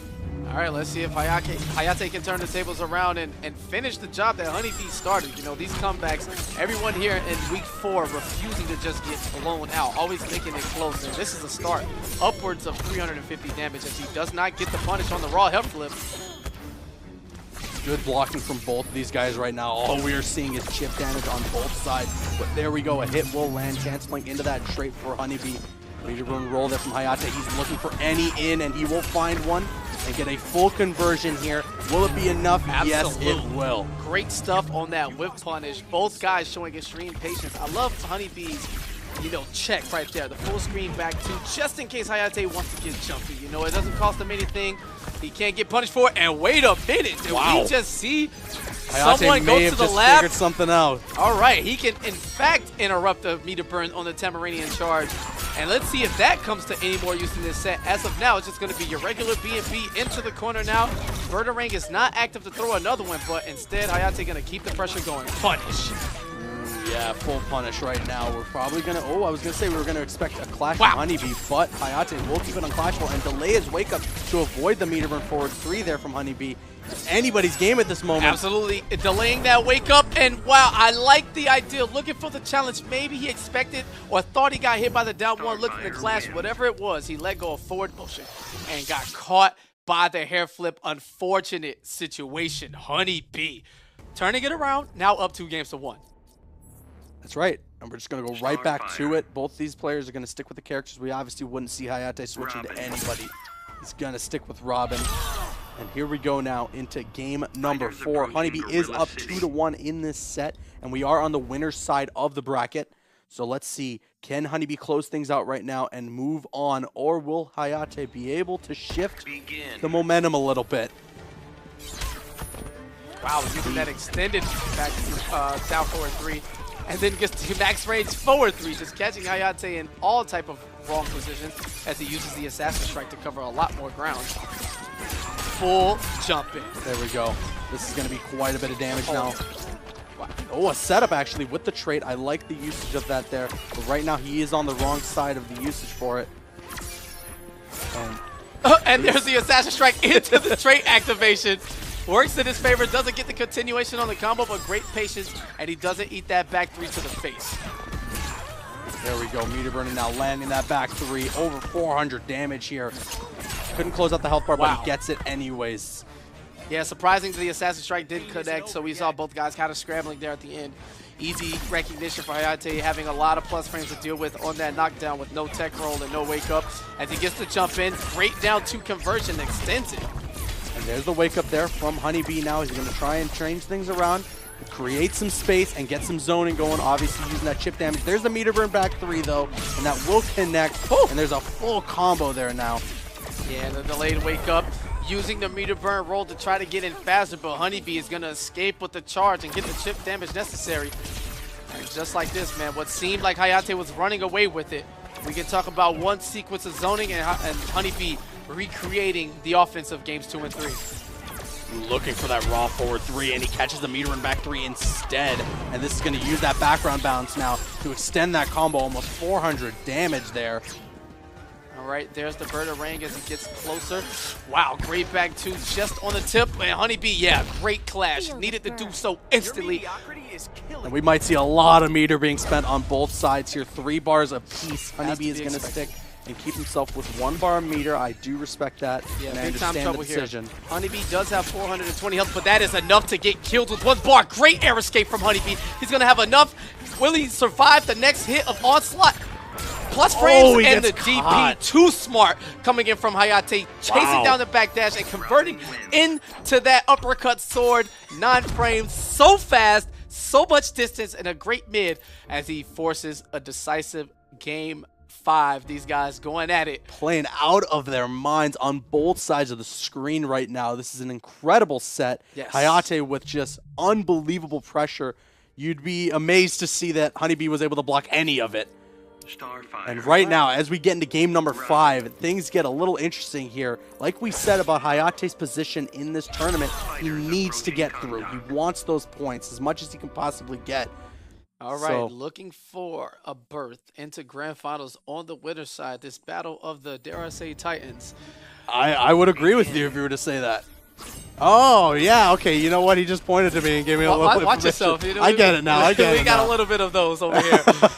All right. Starfire trying to keep him out, and this time he's going to get punished on the extended sweep. You DC fan, you. I'm so ashamed. 2-1-2, 470 damage. Wake up, hair flip. And yeah, again, Hayate starting the offense first, but this has been the tale of the tape in each of the matches that Honeybee has won. Hayate has jumped out early. The zoning catches up. And then Honeybee runs away with it. Wow, and not sure what he was looking for there. The big time read with the air straight shot. A lot of patience on both sides you can see here. Hayate is definitely just inching his way in right now, trying to find a position or a spot to open things up. And back and forth right now. Honeybee looking to create some more distance and get that zoning game going. Yeah, Hayate learning his lesson there, not trying to interrupt in between that standing 3 and the Stardust, so he doesn't trade. Instead, plays the respect. Here's the swoop on the cross-up, catching Starfire in a crouching position, but Honeybee, man, still in the driver's seat. Bait. There we go. The forward 2-3 will land, and then the hair flip will close things out on the chip damage there for Honeybee right now. Sitting at both a life and meter advantage. Almost a full stick of butter for Honeybee. Oh, and he's going to utilize some of it now. That was so beautiful from Honeybee. Stands out the pokes to get Hayate to press a button and eats him alive with the Meter Burn back 3. Here comes the sweep. Hayate with the jump attack, looking to bait out the Tamaranian charge on Wake Up, but instead, patient game from both men. Yep, Hayate reading the down 2 that time, and forward 2, excuse me, and challenging with one of his own. Honeybee any damage right now that Honeybee can get away with is consolation, but Hayate smartly will Meter Burn roll to get the other side and get that chip. take that first Look at health bar these two down. playing with their hearts like this, trying. This is an incredible match right now, a back and forth, but here is that distance that Honeybee wants. Full screen almost, utilizing that trait, zoning out Hayate. And the challenge in the back three. Oh no, he's down to his last health. Delayed wake up to avoid the majority of that pressure, but he hates his daddy, but he uses his tech, and the murder rate comes to save Hayate's tournament life. Oh, the trait, or the clash now from Hayate. He's going to get some life back, just about 15%, depending on if Honeybee spends the meter, which he will. Yeah, super edgy there. Kicked out since day one. Oh my god, and just out of range, choosing that interactable, a throw, and one more guess. Unnecessary. Chip damage territory. How you like your Stardust with the character power right behind it as Honeybee powers his way into his 4th consecutive grand final, looking for the sweep of Canada. Wow. Are you guys going to do anything about this? Like, so he hasn't even played the Flash yet, too. That's the scary part Chill. about what's Just going on. chill. He's not even powered up. That's the Honeybee. scary He's just part like regular. I'm not about paying what's attention. going on here. And I'm just mopping everybody. Yeah, Yeah. that was crazy. Such a good set, too. You could see at the end there he was using that Stardust as well. Absolutely. So that when he uses trait in tandem, it becomes a mid and Yes. puts all that chip damage on Hayate and close things out. So It's like you just block and then you walk into your death. Like, and you just have to hold that. It's all good. yeah, let's take a look again at all the craziness that we just saw ensue between both these players. A lot of moments in this set too where you could see some drop combos on both sides, but after some slight adjustments, both of these players were at the top of their game. And just intense set after What a intense beautiful set. read there. That was ridiculous from Hayate. You know, to keep the offense going. Great stuff. A lot of Cameroonian charges to, you know, keep things safe with Honeybee and the cross-up. Yeah, just a weird situation here. All of this with Yeah. but, you know, just some crazy spots. Real composure type stuff. Even the best of the best sometimes can have a little a mishap. Yeah, we Hayate can was looking to see. sweep there. You see the animation beginning to come out, but Yeah. not enough frames in between the down one and the cancel into the hair flip. And that meter burn back 3 got so many openings for Honeybee. And then just, it's the name of the game. What he definitely wanted to do throughout this entire set was keep away. But any opening that he was able to find, he took advantage of big time. Yeah, and the jump in here, raw, great, you know, air escape. Just wasn't quite enough there. Trades working in Hayate's favor at this point. You're just trying to get rid of that health bar. Beautiful stuff. But it was the zoning of Honeybee playing an excellent spacing game with that bait. That's my favorite moment of the set right there. The stand one to bait out the movement and crashing him with that meter burn back 3 as Honeybee tosses the flame pit of death into Hayate's face. And then there was that Stardust into the trade. Just gotta hold that. Like you there's got nothing tossed, you can do. There's knocked nothing you down, can do. Stardust, trade, you know, go to losers. That's what it means in her language, is go to losers. The thing is, just like you said, he is going to losers. He's not out yet. He's not done. I mean, Honeybee has now solidified his spot in the grand finals, but Hayate he's still gotta do some fighting here in the losers bracket. Yes. And we got a match coming up next here in just a moment. Yeah, I believe Hayate is staying on, or no, sorry, we're gonna have Lego Help going up against Lord V Noodles on the loser side. All right, here. now Lego Help had some of the most impressive gameplay in the first round of matches that we had so far. You know, what that Gorilla Garage is showing us. You know, taking it sounds like pause and just kind of like, you know, just, you know, we got a top 8 to play, sir. If you could just stand aside. Yeah. And Noodles coming off of that devastating loss to Honeybee, again getting zoned out. Didn't put up quite the fight Hayate did, but instead he's going to be dealing with a matchup that's more in line of his favor. He likes to brawl. He wants to press the buttons. He wants to swipe big combo for big combo. So it should be some fireworks. Really exciting. A lot of leaping, a lot of jumping, swoops, birdarangs. It all comes Gorillas. down to once Gorilla Grodd gets going and he has that opportunity to give you that 50-50, the reset. You know, can you guess right? And if you guess wrong, well, there's another 400 damage just gone. You know, no big deal. It's not like if Robin touches you once into Oki, then you get popped with the bird. true. You got to lose another 400. So it should be highly explosive and very aggressive, as both of these young men love to just do things. And we love when people just do things. Yeah. Let's take a look at the bracket right now. Like we said, Honeybee is got his spot in the grand finals. We do have, though, Hayate in the lower half of the losers bracket. And then up next, we see here that Lord V Noodles is going to be going up against Lego Help. Then later on, we're going to have Bio going up against Gun Show. Then the winner of both of those games will be making their way into the semifinals of the losers. And then the winner of that is facing off against Hayate to see if they can make it to grand finals. Seems that we have a theme here too. You saw in the winners, semis, we have 3-1, 3-1, and both losers round 5, 3-0, 3-0s. Maybe losers is just all right, I've had enough of you, and it's time for you to go home to whatever, province you reside in.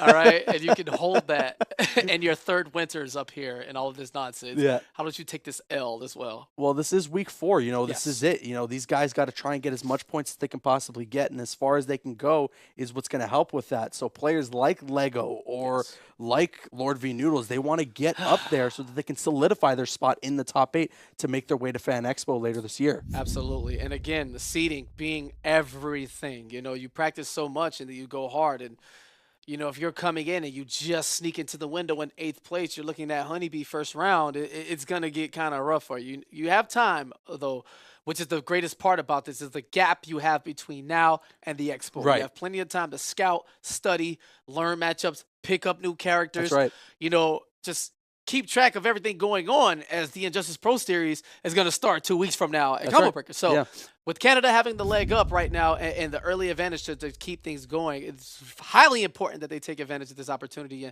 and make sure that they have a game plan going forward, because you've qualified. You've earned that last chance of sorts. That's right. In case things don't go your way during the season, you can still represent Canada, with that spot in the Season 2 finals of the Injustice Pro Series. And all right, we're going to get into our next match here in just a moment. We're trying to connect the players, but in the meantime, we are going to go to break. But stick around, more Injustice 2 action with Northern Arena's Elite Circuit in just a moment. Esports break.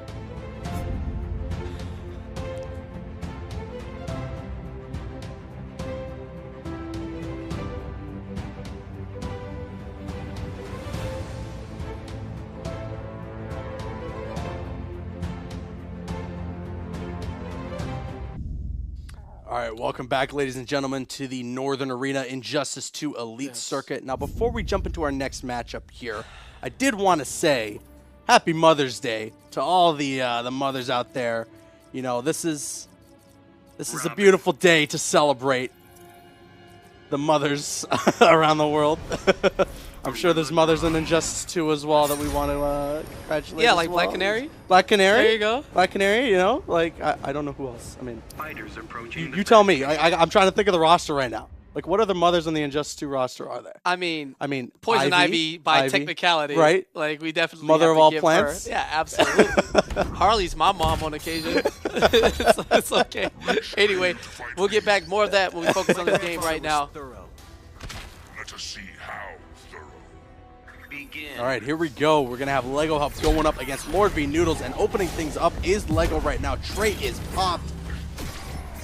Getting caught by that trait from Robin, though. Ooh, gets caught there with the jump in. No meter, though, to fully convert that combo. And the run up down 2 into the max range boot to the chest. Lego Help with the perfect spacing. And the cross up. Oh no, I didn't see a notification. Looked like same side to me. No one knows but the mayors of Gorilla City around the world. Couldn't fully convert there on the reset, though, unfortunately, but he is getting all this damage out there right now. This character is so cool, man. This character is so godlike. It commits. Noodles looking for an interruption of sorts, but instead, Lego Help is going to let him beat himself to death on multiple occasions. The gamer tag says it all. You better die. Yeah. Why don't you just kill yourself while you're at it? All right, let's see now. A good life advantage for Lego, but Noodles is going to try and cut that life advantage down a bit. Walks forward out. Yeah, to get the punish there. Does a commit and a big whiff. He's going to pay desperately for it with his life. There's the Birdarang. A wake up there from Lego, and Noodles was expecting it, so he's ready to block. And Noodles was caught, or Lego was caught by the Birdarang because of that. So there's a background bounce. That whiff punish was ridiculously legit. Like, yeah. Unfortunately, he didn't get the back 3 off of the background bounce, but instead, here he goes, straight up. Not going to worry about these Birdarangs. Nope, no effect. And this time, Lord V Noodles with the adaptation, not trying to counter poke, instead just waits and gets the punish. There we go. No meter there for Lego right now, so he's going to have to work with this a little bit. Definitely trying to look for a chance to catch that background bounce, or just a raw back 3 if he really wants to. Look at him playing the spacing game, and the great interruption there. Wow, going for it all. And Noodles, again, I like it. In 1 health bar, has elected to wait after his proverbial turn is over. As we know, Robin players love to steal turns from everybody all the time. It's Noodles' patience that has allowed him to shift momentum and basically start to run away with this game. And there's that ground and pound there, though, for Lego right now, and he's going to try and see if he can get something going, just popping a train right in front of Noodles. Noodles is going to spend the meter, though. An air escape there from Lego, and Lego trying to commit with the trait. Noodles was ready for it, though, and shuts things down, taking game number 1. Yeah, I'm surprised, you know, that he would commit to the down 1 into the mind control there. He got punished last time and the time before that. I knew he was about to die, so he had to do something. But, you know, Noodles shifted defensively. He wasn't mindlessly throwing things out, so he had a chance to kind of back off and maybe set up a leap or anything to go into offense instead of blowing it all in that situation. But, again, pressure. You go from having your way to a guy punishing your every move. Exactly. You can get lost in, you know, your train of thought easily. Yep. We're going to see here what's going to go down now in game number 2. Who is going to open things up? Lego is definitely not out of this just yet. Trying to get the jump in on the cross-up, but it's not going to work, and he gets and he just goes to it again. Why not? This time without the meter. He's not worried about your bird range. Your useless Wayne tech does not work on my, you know, cerebral prowess as the mayor tries to get things going. That combo there will work. And Noodles is going to open things up. He is getting a lot of damage in right now. Meter burn back 3 from Lego. Not going to do him too much, but here we go. This is where he's going to get something going. He's going for the overhead on the reset there. It's not going to work, though. Lego or Noodles. Wow. Okay, wasn't expecting that. Catches him on the jump and instead utilizing his trait moves and gets the command grab on the mix-up. This should be enough to kill. It might just be. It's chipped a little bit. Can he get that? All right, they're just going to chase after each other. And yeah, Meter burns a stampede to go through any attempt of armored pressure. And just like that, Lego help now. It's going to crush a skull, you know, a little bit, no big deal. Noodles is sitting on a full bar meter right now, though. Oh, could have opened things up there, but didn't fully convert. Catches the overhead, though. And here we go. Ooh, actually misses the back 3. This is all something that could have been very advantageous for Lego, but he wasn't able to capitalize, and Noodles will take that first health bar anyways. Okay, we're just going to swing like a maniac from full screen. Noodles not quite sure what to do. He just jumps in. Gonna go for bird ring pressure. Wow, looking for the meter burn back 3, but clearly missed the button. Here comes the Lego special. The run up, down 2, catching people trying to press buttons. Very deceptive horizontal, you know, hitbox, excuse me, on that thing as he stampedes his way out of the corner. They're trying to spend that meter to hopefully get some damage out there, but an evade basically from Noodles as he jumps over. And right now, some good spacing from both of these players, canceling the run-in. So much hit stun on that Birdarang. Noodles was able to put down the controller, fix him a bowl of whatever Canadian surprise you have here, pick the controller back up, walk forward, and then back 2 for the punish. Ridiculous trade in his favor as he continues that combo and just plays it smooth, man. Noodles, who I expected to be full-out offense maniac, let's go, let's brawl it out, took a page out of the defense book, and man, it's worked so well. Definitely, yeah. And this is something that you don't want to see from Lego right now, is just that moment to give Noodles that time to breathe, you know, create that space a little bit. It just gives Noodles all the time to figure out what his next move is or what his next 10 moves are.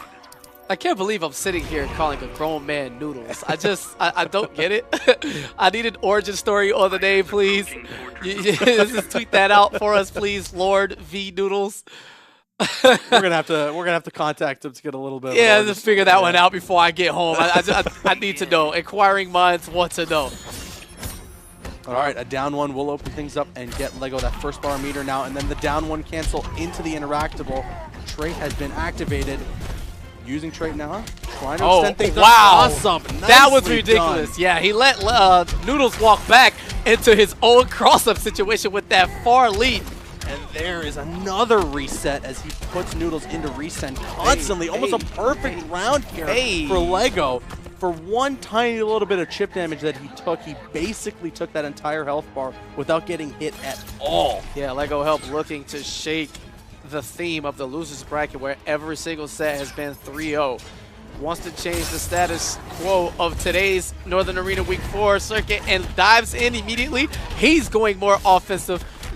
This is exactly what you want to see. Just as I was saying with the last matchup, you don't want to give Noodles that time to breathe. Otherwise, things like this are going to happen where he converts full combo, 450 damage, trying to go for the overhead. Nice blocking there from Lego, and he's going to meet him in the charge. Yeah, chases down the backdash now, beats his chest, and looking to beat Noodles' head into the ground as he backs off now. A little more patient. No punish there on the secret sweep. But gets the punish on that wake up. Could be the health bar. Ooh, I think an accidental cancel there into the back 3. Spending 2 bars a meter to do so. We'll see how costly that error was as Noodles keeps the offense intact. Just going to swing around.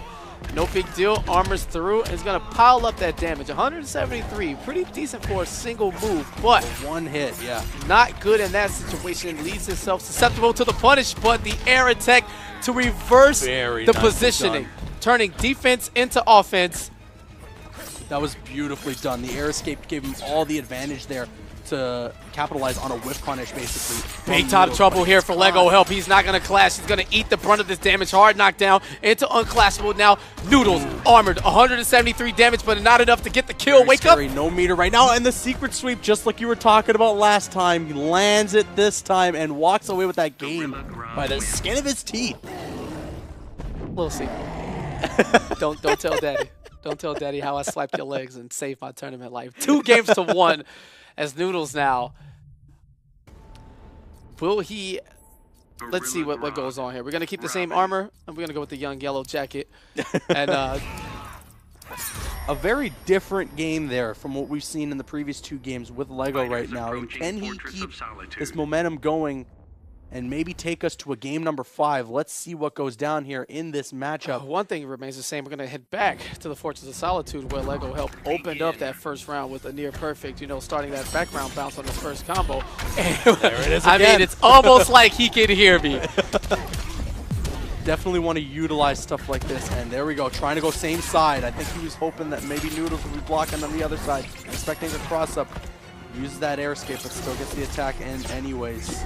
All right, not active enough in time to negate the Birdering pressure, but instead, tries to swing through the swoop. Both guys missing what could have been a big opportunity there. But more patience, and Noodles getting a little too jump happy. Great adaptation from Lego Help. And committing to the 50-50 after those restands, either the raw low or the overhead forward 3, which Noodles has been able to react to. Those down 1 cancels into the interactable must be really hard to deal with for Noodles, because all it takes is one small hit for a full combo punish. And not sure what happened there. Blocks the first hit of the swoop, but gets hit on the jump over. Either way, works out in Noodles' favor. And again, yeah, no punish, no interaction, no effect from any wing tech or any projectiles, whether they're standard special moves or in the block strings. They have no effect on Gorilla Grodd once that character power is activated. That's right, and speaking of character powers, we got Robin's on the field right now, but it is on the wrong side, so basically at this point, Noodles can't utilize it. Now he can, but a clash there from Lego will reset things a little bit. Unlucky situation there as he gets caught crossed up on the swoop because of such a big body character. It's just really a guess at that point, but here comes the down 2. Noodles may be in a guess situation. Guess is wrong. Oh, can't continue the combo. Unfortunately, he's probably looking for a second reset there. But okay, he's going to apply the pressure. He actually gets him pressing a button off the cancel. And this time a bait. Can we talk about how easy that bait was? My man didn't move a muscle. He simply watched and looked for the flowchart air escape. Man. It came. 1 combo to get the job done. And the Lord, the Noodles, is going to take that 3-1 over Lego Help. The dream dies of Gorilla Grodd running Canada.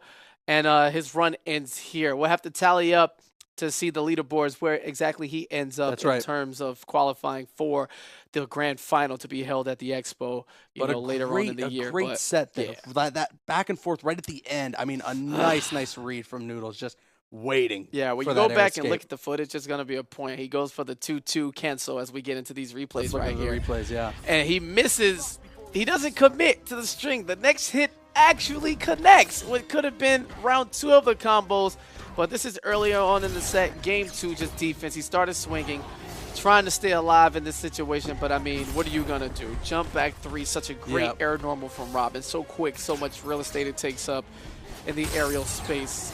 This was where LEGO definitely wanted to take that advantage. Having that background bounce, especially considering he can cancel it off of just a small little down one, was so beneficial for LEGO in those matchups. But Noodles just ready, patient, and found the openings. Yeah, LEGO showing signs of life here in this third game, even though it went kind of down to the wire. This was as close as it's going to get. You know, the one time he escapes there with the air tech a little early.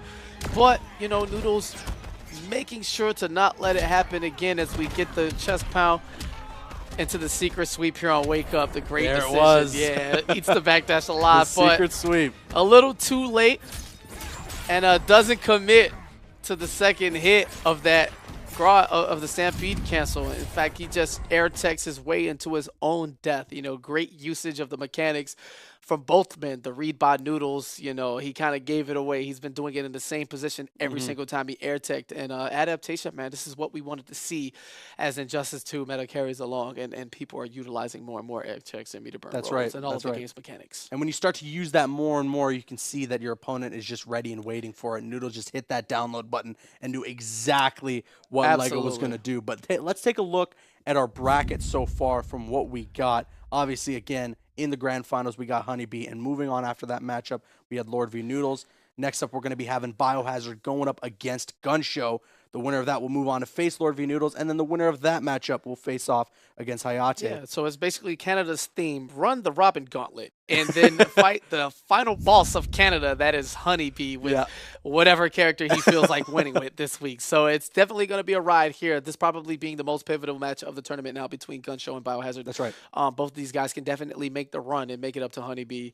All four of these men definitely have the skill, but whether or not they can stop his momentum, you know, is yet to be told. But man, it's kind of hard to bet against Honeybee at any point in Canadian, you know, lore. Yeah. He's definitely, just take Flash out the title. He's the current God Lord of Canada. Canada. Well, that's what's so important is, you know, he was always someone who was like, I got to stick with Flash. I got to stick with Flash. That's what everyone wants to see. Yeah, but now he's kind of put himself in the position where it's like, I got to play to win. Yeah, Injustice 2 came out and it kind of said something to us loyalists. Yeah.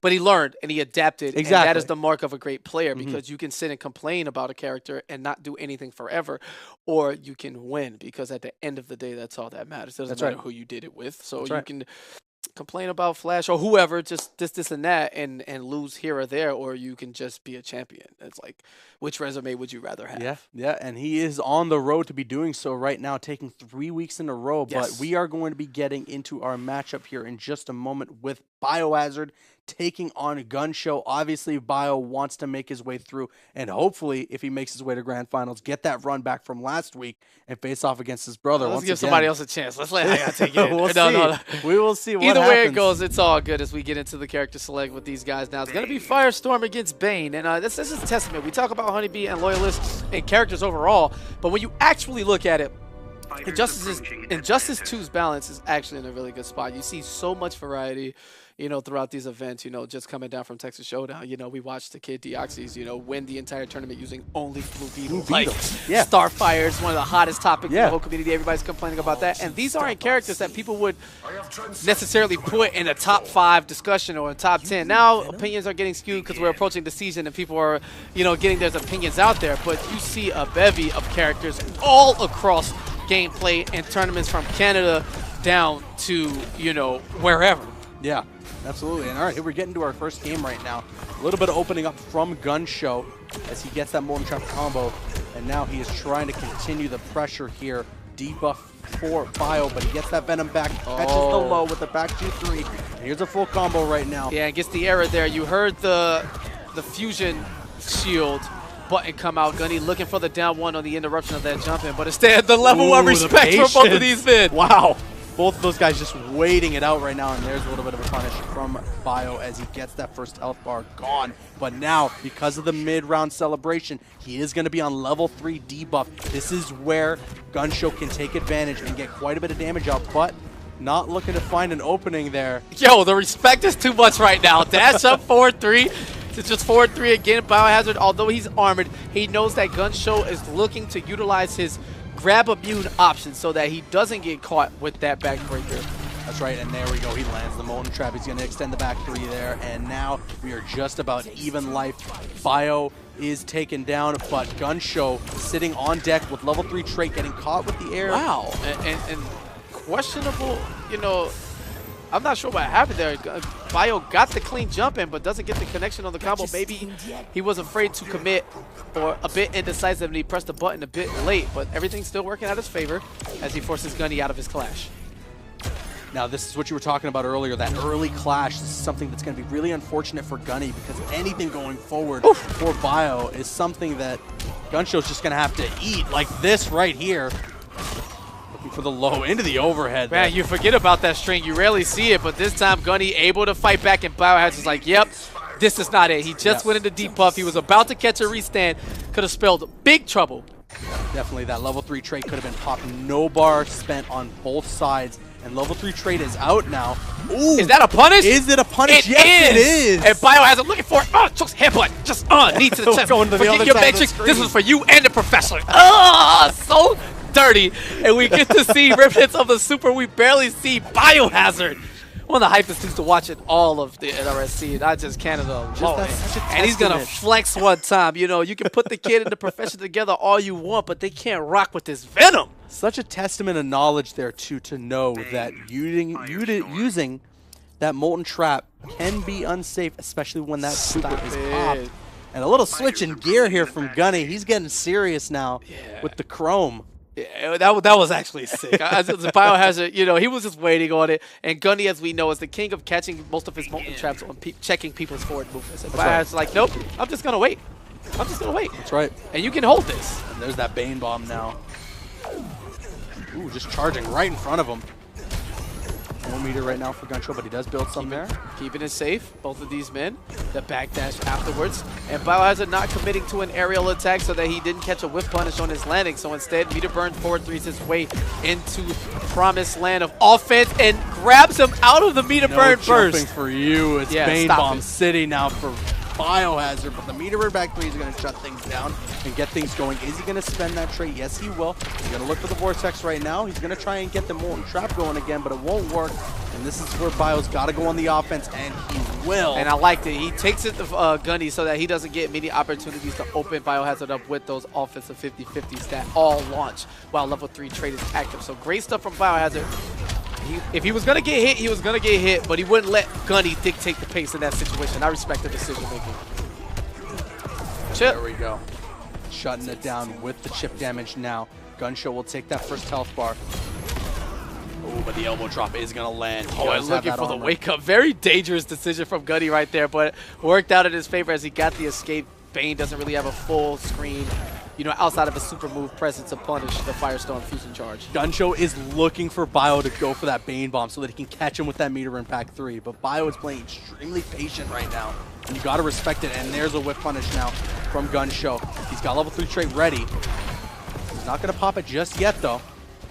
And there he is, checking that forward movement once again. Here's the raw jump in, trying to stay away from any armored moves. No, raw command grab. Bomb. Now Biohazard sitting on a super. Once again, Gunny cannot do a super, but a clash now from Biohazard. Yes. This is, I think, the position that Gunshow wants Bio in. He wanted the clash to be spent so that when level 3 trait is popped, which is probably going to be in just a moment here, we can have that Vortex go down without interruption. And right on point, Caboose. There you go. This is all but over with chip damage in this situation. Yeah, I'm not sure what Biohazard was looking for there. I guess he just lets go of block. Or maybe he was looking to armor through a gap that wasn't quite there just yet, coming at the end of that string. But Gunny, damage notwithstanding, is able to close that out and tie it up at 1 game apiece. It was the gear switch, man. It was the gear switch. It was definitely the gear switch. Yeah, he's sticking with it too. All right. Now Bio, I think, that's new gear, right? No, he won with that one earlier. Yeah, okay. Bio's been cycling no matter what. He's such a showman. He's a showman. You love him. You gotta love him. But all right, here we go into game number 3. Both these players will win a piece, and there the down one is going to connect into the Molten Trap, opening things up for Gunshow right now. Into the background bounce, almost 400 damage. 400 damage actually above it.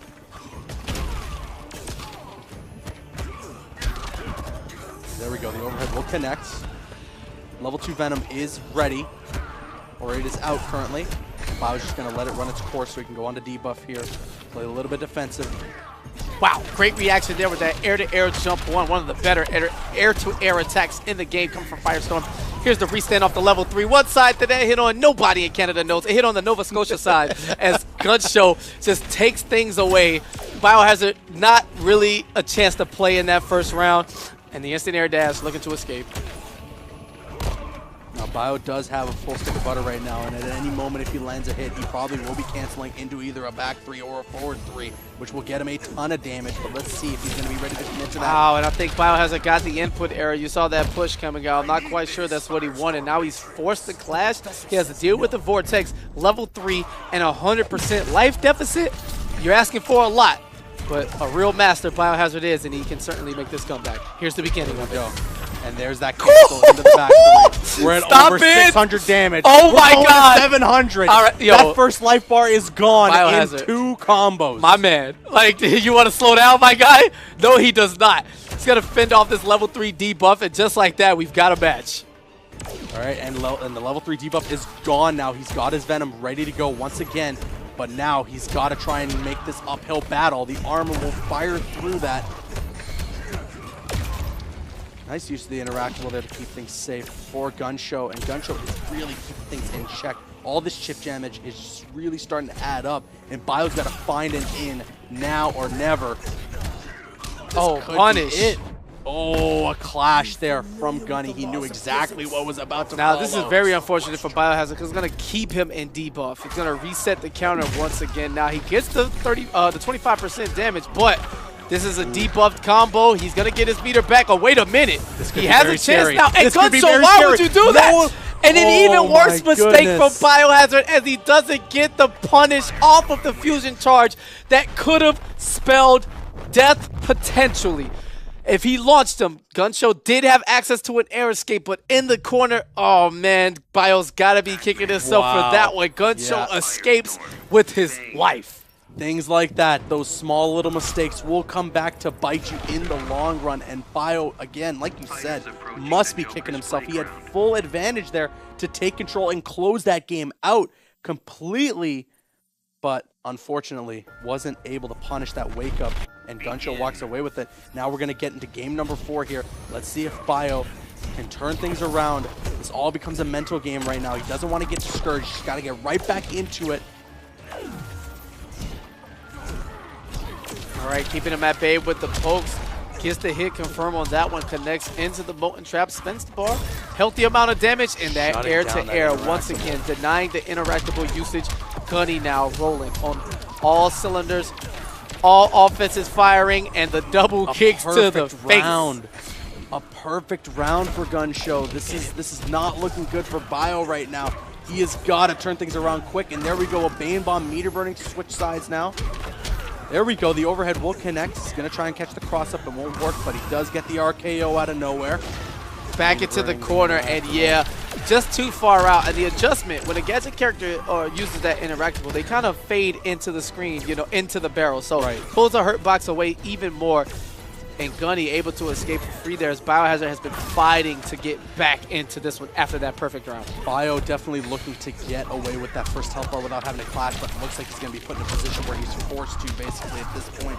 Looks like he's actually just going to eat the damage, Yeah, he's going to keep the meter. Big time trouble now for Biohazard's going to need a big comeback. One more of those huge, you know, bounce cancel level 3 Venom. And he won't get the opportunity. Could be it as the unclashable damage comes out with the meter burn. And that's it. Gunshow running over Biohazard 3-1. Firestorm rolls on. He will face Lord V Noodles, and then the winner of that going on to Hayate and Honeybee, awaiting the winner in grand finals. Now we will see. Can Gunshow make the losers run? He's gonna be hot. I didn't mean that. And he's going to carry it on, momentum playing continuously throughout the rest of this losers bracket. Let's see how it goes. That was just so unfortunate for Bio. We could have been looking at a game 5 right now had it not been for him not taking advantage on the wake up there in that matchup. Rough Super unfortunate for Biohazard. Super unfortunate. Yeah, definitely had the resources to kill. I think Venom was active. He would have had to launch, I believe, and you know, Gunny had a chance to air escape, but that's an easy reaction for a player of Biohazard's you know, caliber. But sometimes it happened. He didn't get punished. Gunshow loved it. He won. He took the W. It is what it is. Biohazard has qualified for the final, so he'll be good to go. But Gunshow's going to carry on. We're going to see who takes on week 4. Lord V Noodles, as we said, is up next. And, yeah, more Robin action. A lot of sword play in Canada. Yeah. You like your swords up here. That's right. That's right. Yeah. I mean, it's going to be interesting now to see, too, can Lord V Noodles make it through? If he gets past Gunshow, he's going up against Hayate. Yeah. And then we're going to be seeing that Robin mirror that we saw previously. All right, well, before we get to Robin, let's take a look at some of the replays from the set. A lot of respect early on between these two gentlemen. A lot of just raw forward threes, no armored attacks, just kind of feeling each other out. And this fantastic punish. Right now. Yeah, absolutely. Just waiting on that Molten Trap, the full screen ground pound that is Bane. Super beautiful stuff. And then, yeah, man, Gunny just keeping it here. Biohazard probably trying to backdash or whatever it was. He got hit. And here's this meaty combo, 720 damage. It. That health bar is gone. He just ragdolled his life bar. It was pretty impressive now. And here we go. The pivotal point of the set changes everything here. Yeah. Oh, couldn't close it out. Unfortunate situation there. But okay. This is interesting now. Wait a minute. Gunshow picking Wonder Woman? Wait a minute. Hold on. Now, you're a Wonder Woman player. You've played as I mean, Wonder Woman. guess I'm a Wonder Woman player. I don't know if I'm a Wonder Woman player anymore. What are you seeing in the choice here? Why do you think he went with Wonder Woman here? Because Wonder Woman bodies Robin. This matchup is horrible, and that is just straight facts as it gets. Every Robin player worldwide hates Princess Diana because they have to deal with her bracers just negating all Birdarangs from X distance and playing the shield game. It's really hard for Robin to get in and stay in with her range special moves and that parry, and this is just going to be an uphill battle of uphill battles. This is going to be very difficult, actually. A really smart counter pick from Gunshow right now, going with Wonder Woman. And Robin can't check the shield toss full screen. It's just all kinds of bads. This is why you need secondaries type of matchup. That's right. There's pretty much nothing Noodles can do from the full screen. He can't keep throwing those Birdarangs. Otherwise, it's inevitably going to give the advantage to Gunshow with that parry there. But all right, trying to catch that jump in. The meter burn back 3, though, to shut things down. An air escape from Noodles, and Gunshow tried to take advantage. Couldn't do so, though. Yeah, no respect of the Birdarangs. They're going to get parried non-stop by Gunshow. And yeah, Diana just calling him out. How you doing? You're getting bodied. That's what she should have said. Wake up, shield toss, because why not? That shield reaches so far. Not full screen, but almost. And it's so good for Gunshow to keep Noodles in check. And Noodles hasn't been able to mount any type of offense. Can't get in. Gunshow just playing the distance game. There's the bash to keep it plus on the meter burn. Parries it.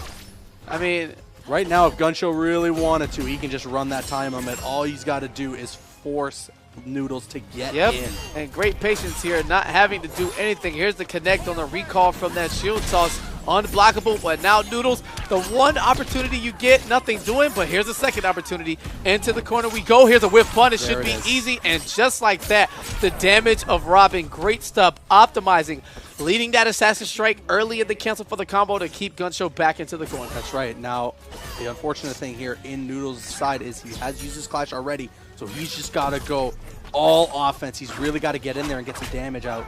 It's caught by the lasso of truth. Trade is out. Gunshow is doing an amazing job at controlling the space right now, catching that low, pushing Noodles full screen again, parrying there.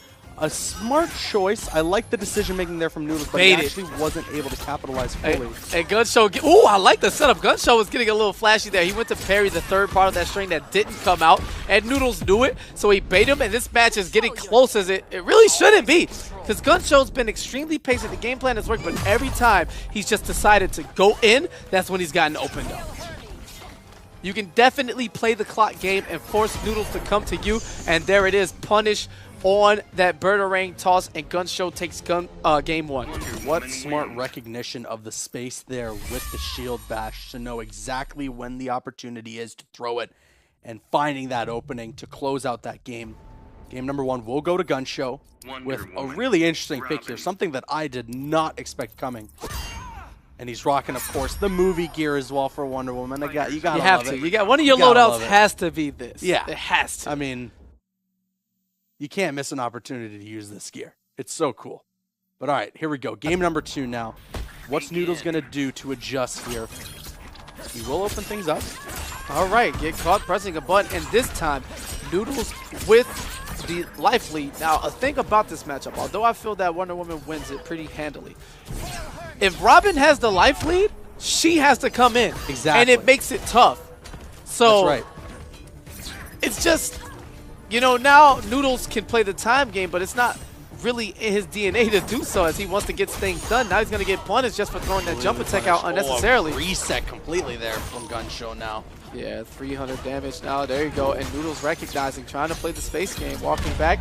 Oh my goodness. Meter This is going to hurt so much. Don't get caught pressing buttons. This stage transition does a ton of raw damage. transition, Meter Bird? Yeah, 459 damage. Thank you very much. My goodness, and there's enough damage to get away with that first health bar. Now, it's not exactly the game that we saw in game number 1 where Gunshow has complete advantage. Yeah. Noodles can find his way back into this. He's just got to get that health bar down. I think he'd actually be a little bit more comfortable now where he has to get in and do some offense. His mind works better in that state, and here we go. Doesn't quite get the connection off of that jump 3 attack, but here's nope, no punish. A little too far out of the blast. Punish. Gotta be really careful there with the strings. And that parry, it's starting to add up for Wonder Woman. All right, puts the teleport out to get closer, but Gunshow just ready for it to punish on the activation. That is the smart thing right now for Noodles to do, to utilize that trait. Definitely can't get away with the damaged one right now, so use the one that gives you the opportunity to teleport to find a way in without having to spend that meter. And there we go, an opening is found. He doesn't close out the life bar though. I thought he would. All right. Yeah, there you go. Again, Gunny only gets hit with that Birdarang because he decides to throw out the bash from that far away, looking to close things out. But again, he doesn't have to do anything here but play the space game. Noodles is constantly running into shields. That's free damage. Wow, and just out of range, but caught pressing a button is Noodles. Wonder Woman's gonna beat him to the punch. This is just really unfortunate for Noodles. Yeah. It seems almost he has no options here. Plus. And the DP challenge this time. Noodles fighting back again. And this down 2 is yeah. so good. It is so good. There's nothing you can do. Jumping at Wonder Woman, huge no-no, especially from that range out where she easily has all the time in the world to react. A huge horizontal hitbox on that thing as well. One of her greatest footsie tools, even in a neutral, just, you know, hitting from so far out. And Noodles, man, got the life lead and didn't take his foot off the gas. You know, probably of the mindset of, yeah, man, this is Wonder Woman. I'm kind of, you know, defeated, but he's had some good spots. Definite a hard matchup for sure, as we see Gunny's just controlling the way he should. But we'll see if Lord V Noodles can find a way to shift gears and take advantage of a life lead should he, you know, get another one. That's right, there's that down 2. Do not jump in against Wonder Woman. Please stop. Honestly, I don't even know what Please the stop. safest bet is for Noodles. Please stop. Don't jump in. That down 2 is just going to keep catching I'm going to log into PSN on my phone and send Noodles a message that says don't stop jump jumping. in. This is definitely getting increasingly difficult for Noodles, but we are setting at about even life. Noodles catches that jump 3, trying to land the Birdarang, but the parry there from Gunshow, and that shield bash just barely landing. And there's that trade on the field, the teleport, closing the distance a little bit. What you want to do is force Gunshow into the corner. He's going to want to keep backing away to create that distance. Oh, and there's that lasso of truth. And there it is again. Yeah, it's just a mid-range. I mean, this is really tough. You know, Robin he's looking to get that Birdarang out where he should probably try to close the distance on the shield toss. But again, there you go. Grid dash, but that just walked into a 4-3. Man, that hurts. That hurts. No punish, yeah. And he's just, his mind is destroyed there. Gunshow's going to run away with this one. Now, he hasn't clashed just yet, so if he can get away with a good combo right now, he can get that first health bar. Meter burning the Assassin's Strike, not going to do anything. Gunny's just playing the perfect patient game right now. So lucky that Gunny didn't go for the down 2 off the jump in, and there's a clash now from Noodles. He does have 3 bars of meter. He's probably going to bet 2 here, get 25% life back. See if he can make something happen right now. It's do or die for Lord V Noodles. Yep, and baited, looked for it, went for the entirety of the string. There's a huge gap there at the end. A parry for the extended damage, 400 with the escape. I mean, we'll take that. And Gunshow, yeah, this is it now. A couple of more shield tosses. There's the Assassin Strike, too little, too late in Noodles' favor. And that's it. Anti-air with the lasso of truth. You know what? Tell me the truth. This match is free. Sorry. I mean, what can you say? At the end of the day, you're playing to win. You're playing for these points. And Gunshow, very smartly, with the counter pick, picking Wonder Woman here. Noodles got caught sleeping at the wheel. Wasn't quite prepared for what was next to come. And Gunshow's like, you know what, my guy? I'm ready to get through with this. Now, we're going to see Hayate against Gunshow next. And I think he's going to pick Robin, too. Now, he does have other characters he can use, but I think he's a little more familiar with the matchup. Still hard. Still hard. It's still very But difficult. it's something about these loyalists whose heads are harder than the matchups they play. And we just refuse because we're idiots like picking Harley against Aquaman. So who knows how that's going to go. You know, Lord V Noodles, great run today, but unfortunately comes short at the gates of Themyscira. He's going to have no more of that. We will see him as well in the finale. At Fan Expo, At the Fan Expo. But I mean, what do you do? What do you do? That's right. I mean, our next match here, it's going to be Gunshow going up against Hayate. Yes. And like you said, another Robin player. And then the winner between those two goes to Grand Finals. But they are on the loser side. So what's really interesting about either Hayate or Gunshow making it to Grand Finals is they don't just got to win one set against Honeybee. They got to win two. So bad. It's gonna be interesting. It's so bad. Yeah, so, you know, things are just hard. You know what? I'm going to put an incentive. Somebody beat Honeybee, and then if you're a fan of that guy, we're going to send you to the expo, and that's where it'll be. So if Hayate wins, you pick one of your fans, we're going to send them to the expo. That's what he's saying. Yeah, and Gunshow, you too. We got to stop this. Don't let Canada get free. But all right, hey, before we get into our next matchup, we're actually going to kick it to Camille and Drew, who are in the studio. Tell us what just went down in these last couple matches. Oh, we are back. There's some Wonder Woman action that happened there. We were not expecting it. And Drew's happy repping. Did you know? Is this some insider information? Did you know about this? Did you know Wowo would make an appearance tonight? No. But how do you guys feel about that? Honestly, I liked that Gunshow pulled out something different because I think a lot of people have been labbing out against his Firestorm. So it's good to have a pocket. I mean, that Wowo pick, it had like strong zoning, strong neutral. It was crazy. Like I haven't seen that since like early days of Injustice too, to be honest. Yeah, and he kind of wrecked Nudes. Nudes was not expecting or prepared for that, and I think, you know, Gunshow was out last week, but I think he's back and he's like, oh, don't forget, like I won last year. This is why I'm here this year. So it's pretty good. But can I have a moment for bio? Can I just? Oh my God! Can we happen? I was really sad about that one. He landed the sickest like super I've seen, like full screen, full Firestorm punish. The combo, And then all of a sudden, Firestorm Vortex all day. I'm like, I'm dying. Gunshow was just like, sit down. My heart is broken. It's really hard too because Biohazard is someone who is just. He's like so deserving of top 8 and like of winning. I mean, he came out every single week. Yeah. I mean, he does his homework. He really is like very dedicated to Injustice 2 and to the community. So just to see him lose, I believe he still has enough points to play. Yeah, but I wanted him to win. Who will throw his brother away now? Well, it's going to be interesting whether Honeybee will be able to like. Honeybee and Gunshow, like I'm really looking forward to seeing some action. The new classic. The new classic. Who are you guys looking forward to, like now that we kind of see it unfold? I kind of just want to see Hayate, like just run it back, Jaggy's you know, in like the corner, like I want to see that Robin 50-50, man. Like absolutely. Hayate, please. Like I'm sick. Like, Honey Tim, you're great. Yeah, you came out. Yeah, Flash God Lord, that's cute. Listen, Hayate, it's time to get gorgeous. I'm tired of this. Throw this man off his throne. You're from Montreal. You know what we do. Courage, la. Like, let's go. Let's go. I'm scared. She was like talking straight into the camera. She is scary. You don't want to mess with her. No. But we also want to hear what you guys are saying on Twitter. Remember to tweet us at Northern Arena and catch the behind the scenes on Instagram. On our Instagram story, we posted a few cool stories, northern.arena. I can't wait to see it all unfold, but we got to take a quick break. So stay tight. Nice try, though. That's definitely. All right, ladies and gentlemen, welcome back to the Northern Arena Injustice 2 Elite Circuit.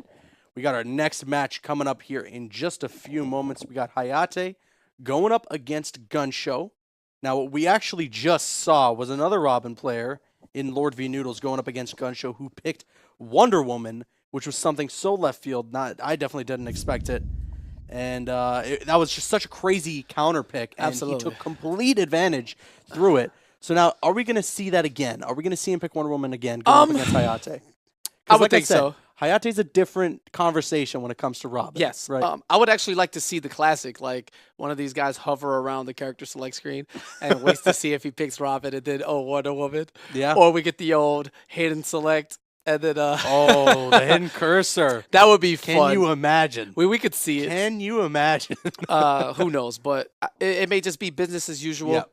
And I expect Hayate to go Robin, which he's gonna take on Definitely. that challenge because he thinks he can. He thinks he can do it. He doesn't mind the 4-6 or however he calls it. You know, even if it's tough, if it's doable, and we've played this a lot, so I would think he'd be somewhat comfortable in it. And right on cue, I know my mans. Hold on. I know my Hold on. mans. We're going to get into our game here in just a moment. Hayate actually went hidden cursor. Yes, It he looked like did. he was hovering on Robin, though. Yeah, but you know, there's a character Did Black he go with Adam. Robin? He's I really actually close can't to see. Robin. Does that say Black Adam? Hold we on. don't- Hold on. Yeah. It does. Hayate. Going to the Changing dark it side up of here. Canada. What's like the darkest side of Canada? Okay. What's There- the darkest side of Canada? Yeah. I mean, I don't know. Is there somewhere where like no one lives, like Calgary or something like that? Anyway, going in, he picks Black Adam and is gonna go for the jump in. Here's the throw. Taste the blade. Yeah, taste this. Wake up, Black Magic now. And Hayate now one of many. The true pocket character of Injustice 2, Black Adam. You better be ready for him come season 2. This is blowing my mind right now. Both of these players, I did not expect in a million years to be playing these characters. I was fully expecting, Firestorm against Robin right now, but we're seeing a matchup that nobody, I think, would have expected. Woo! to see. The Major Impact three. reactions! Nice reaction there from Gunshow off of that dive. Brawl 50-50 for the mix-up. Doesn't get the continuation on the combo, but Hayate, of course, waking up with that lightning cage back-to-back because he's a maniac. I don't know what this combo is. He has a spin meter and it still doesn't kill. He had the forward 3 to utilize So there. bad. Rusty Black Adam, though, however, enough to get the life lead here. And there's the the lightning, looking to chip away and get as much leverage as he can on that first health bar, but instead just gives it away as that floaty jump is even easier to react to for Wonder Woman. That's right. And that fantastic down two. Gunshow is keeping up right now against Black Adam here. And there's that trait now. Ooh, Hayate looking for the dive kick. Won't work out. The overhead will, though. All right, plan is safe. And Gunshow looking clean now with the Wonder Woman. Very solid gameplay. You know, she isn't into much of too flashy things, but if you do her general thing, that's how it works. But instead, there's the classic B&B off the dive kick, double dive kick combo coming in from Hayate. Here's the sweep, keeping it safe. Nice jump 3 there. That's going to do quite a bit of damage. And Hayate having none of that. Huge gap in that string there, around 9 frames. And an interruption on the first try. Ooh, tech throw there. Oh, no punish. Gunshow's got a lot of meat. This is getting very scary. Caboose is And he happening. can do it. The jump 3 will connect into the shield bash. Going for the overhead delayed wake up. And that will close it out. Wow, Hayate does not get the chance to clash. You cannot clash the meter burn portion of the Amalthea bash, but the down 1-2, he had an opportunity. And whatever it was, he wasn't ready as Gunshow, he steals it. That Definitely was steals crazy. That was a crazy little back and forth right at the end there. This is not good for my heart as heartbeat is starting to accelerate. What a set we're having right now. And he's going to Gunshow is going to stick with Wonder Woman. Or sorry, Hayate is going to stick with Black Adam. All right, let's cast our vote. I vote for Gunshow. No traitors over here. You got enough in the building with Jackie anyway. All right, keeping it straight and the down 2. Looking to beat out any 4-1 attempt, and Hayate immediately wakes up with the lightning cage. What is actually going on here? There we go. Good damage there for Hayate. Of course, he got the damage out there as well from the trait. And there's the punish on the down 2. Looking to chase him down. And it's just the small things here. Gunny's okay with the damage adding up. Catches Hayate trying to punish the whiff on that bash, but instead gets eaten alive for 385 damage into the corner pressure. There we go. Don't jump. Stay in the corner, says Gunshow right now. He's taking control. A lot of chip damage starting to add up with the whiff punish there a little bit from Hayate. Oh, and that should have been a whiff punish. Hayate looking Big time. extremely unfamiliar right now. Didn't even press a single button on a whiff back 3. That's hella recovery frames. It's shut down right in the middle of his dive kick from that mid-air shield throw.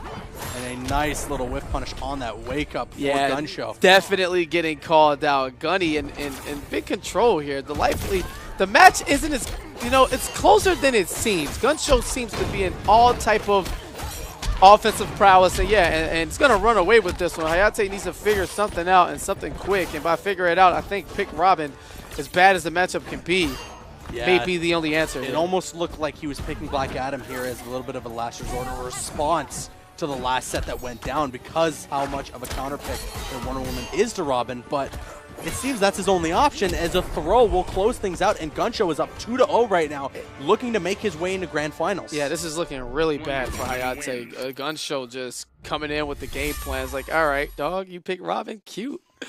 That mascara, I don't want to play with you. Have you seen my movie? I'm godlike. Like, he is rocking the movie gear. He's gonna stick with his guns here. This is very scary for Hayate. I think maybe he is at the position where he has made it far enough in this bracket for the week to maybe secure enough points for the top 8. But he definitely wants to go as far as he can. I'd assume so, at least. Yeah, he's qualified at this point. For sure, guaranteed points. He better tap into the god powers of that costume because it doesn't look too godly right now. This is kind of free on Gunny's behalf.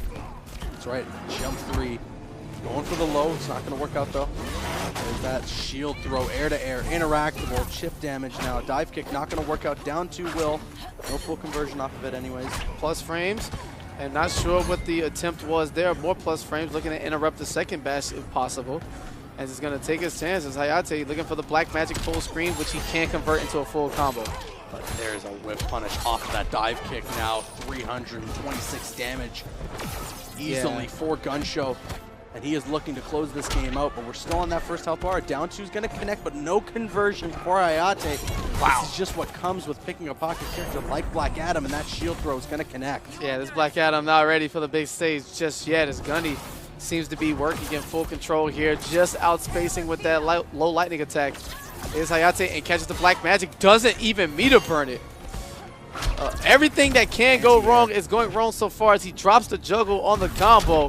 And the meter burn back 3 reaction, yeah, this is all but over. The low there. Oh, trying to get that stage interaction. That is unclashable damage he would have gotten away with, but he doesn't get it. He's still got that corner control, and this is such an uphill battle for Hayate. And whips the back 3. Yeah, peace. Yo, imagine this Black Adam, he picked this at a combo breaker. Yo, imagine.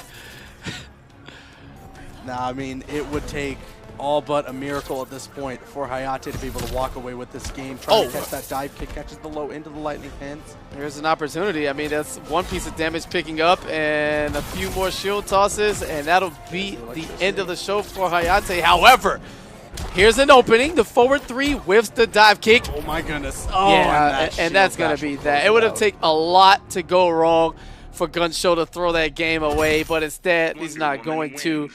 And, yeah. It's going to take a little chunk out of the streets of Gotham, and it is what it is, man. That was kind of...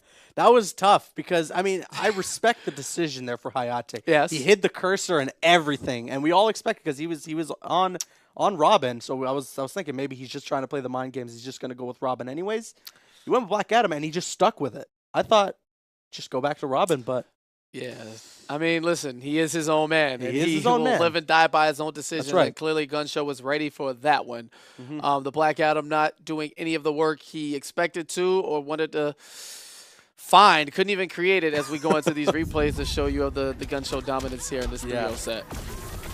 I mean, right here, that was a really improvised combo in the corner. He could have just used that forward 3 to really close out the health bar, but spent all that extra meter for nothing. And it looked like just in that first game was where we saw the spark in the idea or the decision-making behind picking Black Adam. But once Gunshow walked away with that first game, those next 2 games, he ran a clinic and took complete control. Dropped combos from Hayate. It's just so unlike his character from what we've seen and how he's performed in previous tournaments. But he unfortunately just couldn't close it out here. And loses 3-0 to Gunshow, picking Wonder Woman. Even in the set against Black Adam. It's just a story of missed opportunities there. Yeah. You know, so much left on the ground. Black Adam conversions, you know, these are the B&Bs. This is the double dive kick, so reaction to the hit. This is the forward 1 connections, the forward 3 after the Black Magic. Just missing all of the basics, so there's no way that the intricacies were going to work in his favor either. So Gunshow clearly taking advantage of that, put his foot on the gas at the right times, and just took advantage of every punish available to him. And he's going to waltz his way, you know, into grand finals now, where he's going to meet Honeybee and try to stop the streak. This is a story we've seen before. These two have faced off before. I believe in the first week they did have their finals against each other. So it's going to be a bit of a run back of before. And right now the story of this is if Gunshow can shut Honeybee down and avoid the 4-week sweep for Honeybee. Before we get into that, we're going to take a quick break and get our mouths ready to see what taste Northern Arena leaves in it. Will Honeybee continue his reign of dominance, or will the godlike champion from Season 1 run it back in Honeybee's reign and carry us into the Fan Expo? That's right. Stick around. All right, guys, welcome back to the Northern Arena Injustice 2 Elite League. We have quite a grand finals for you guys. Honeybee is going to be going up against Gunshow, and the story of the past 4 weeks has been Honeybee rolling through every single opponent, and now can he repeat history with that sweep and run the board all 4 weeks in a row? Yeah. And what better opponent to have standing before him than the Northern Arena Season 1 champion? That's right. And Gunshow. We're all wrestling fans. Y'all know the saying. If you want to be the man, you got to beat the man. Yep. And although Honeybee is the current man, Gunshow is the overall man. He's rocking that belt, defending Canada's, championship form. This time, a lot more on the line, a spot in the IPS Finals for Season 2 to represent this great country. But 1 week at a time. This is the last set before we head into the Expo, months in advance. Canada setting the tone for what is set to be an exciting Injustice Pro Series Season 2. Now, let's look at the board here. Just like you said, the winner of this match obviously is going to accumulate those points. Then, in August, we are going to be heading to Fan Expo Canada, in which the top 8 of all these online qualifiers will compete for $10,000 worth of prize pools in Canadian. And then the winner of that gets an all-expense-paid trip to the U.S. to compete in the Injustice Pro Series Grand Finals. That's kind of godlike. For $100,000 U.S. That's intense. U.S. Don't forget to put the A at the end of that. Yeah, the U.S. of A. It's all good. It's quite a hefty purse, man. Oh, yeah. And for us guys who've been chasing this and we love to dream and you want to be the best, why not take, a big chunk of that prize money home as well? So, Honeybee, no stranger to the big stage. He's been there. Definitely. In certain corners of the internet, Honeybee actually won EVO, in case you haven't heard. Right. So, he's an EVO champion. He is. Asterisk. And, it's just, Gunny, we know how good he is. He's shown his worth here in Canada, and he is, in fact, registered for a combo breaker, which is the official start of the IPS Season 2. Yeah. So can he ride this momentum from Northern Arena into that? It all starts now. The Flash God Lord finally living up to the name. We haven't seen the character all day today, but he finally has picked him, and here we go. Is this where it counts? Let's go. Grand Finals for Week 4 and for the entirety of our online qualifiers of the Northern Arena Injustice 2 Elite League begins now. All right, and if you notice, the guys with the big characters like, not in-game, but themselves, the Honeybees, the Hayates, they all love this God shader in specific, Shouts out to the Ultimate Edition and the Legendary, too, if you're just coming on board. It's a fantastic time to get into Injustice 2 with all of that content and updated everything from tutorials to gear. Now, Honeybee updating his game plan. More throws to keep it in. Always evolving Flash and his mix-ups as he goes for that standard jump 2 to break any armor, and then a down 2 to negate any jump attacks, and it is time. Don't blink, or you will, in fact, miss it. Okay. Gunshow is going to get things going, though, and he has level 3 trait popped. An air escape, though, from Honeybee. Ooh, and Honeybee got greedy, looking to punish the first part of that Molten Trap, but Gunshow elected to meter burn it for the mix-up potential and fighting back. Here comes the Speed Force. Nothing you can do there. When you activate that Speed Force as the Flash, you have no opportunity to block. So understanding and respecting that, Gunshow just goes for the torpedo and he lands it. All right, folks, after that running man stance, looking for that twisting overhead jumping attack coming in now. No need for the Speed Force. We were going to go to the corner where he would have got more carry, but Gunshow with that immediate clash. She said, yeah, Honeybee, chill out, all right? I think you can see, though, that Honeybee maybe didn't decide to use the Speed Force just because he expected that clash to come. So go for a regular combo, get that clash out of the way, and now anything that hits could be the life bar for Gunshow. He's got to be super careful. Oh, and a trade situation there. Wow, not sure what happened. Got the cancel off of the Speed Force, even though it didn't connect. Empty jump overhead. We are playing fighting games right now, my guy. The big boy kick to the corner. Oh, the meter burn on the forward three. You had to see that Shut down the stuff. Oh, my God. He woke up anyway. Oh, my God. You know, there's moments like that in gameplay where Honeybee can crown himself Flash God Lord, and no one can say otherwise. That's because right. That is what he does. He knew Gunny was going to wake up 10 seconds before he got there because it already happened. Altering the Speed Force, you know, Mr. Honeybee over here. Wow. That was just... That was ridiculous. All right, I get it. I get it. I am a believer. I understand why you are the king of Canada.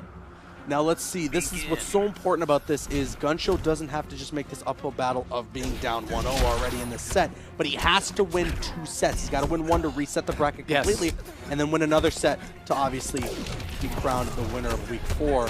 But here we go in game number 2 right now. Honeybee landing that low, and now he's got the Speed Force out. Switching sides. Stop it. A beautiful mix-up. Look, the mix-up was so nasty that he didn't even complete the next combo because he gave him a grace period of getting bodied. That was disgusting. I'm sick of this. Honeybee, you are too much, good sir. Stop showing off as we get into the neutral game once again. Trying to build some meter is Honeybee, and caught in that running man stand. Gunny. A lot of connections on far Molten Trap today thus far as he tries to create more space. Does he get the connection? He does. Get that Molten Trap done, and the first bar goes for Gunshow, and he's got a bit of an advantage right now. This is where he's got to take full control and capitalize on having that life advantage. The Speed Force is available though, and again, just use that right back at it. Things down right away. That reversal fusion charge coming in from Gunshow doesn't want anything to do with post mix-ups in the Speed Force. But we just do it the old-fashioned style. Here's a background bounce. You don't need meter to launch for that. You get the back 3 conversions and great phase through the Molten Trap. Trying to catch that overhead to activate that combo. Doesn't get it. He lands the low, though. And great challenge from Honeybee there on the poke. Not expecting Gunny to commit that time. Instead, gets opened up. Now they use the clash, and it's the Flash player's #1 dream. No meter, no clash. Yeah, it's mix-up city once he gets the hit. Right, he's just about ready to build up another bar meter, going into that running man stance to build some himself, catching that overhead.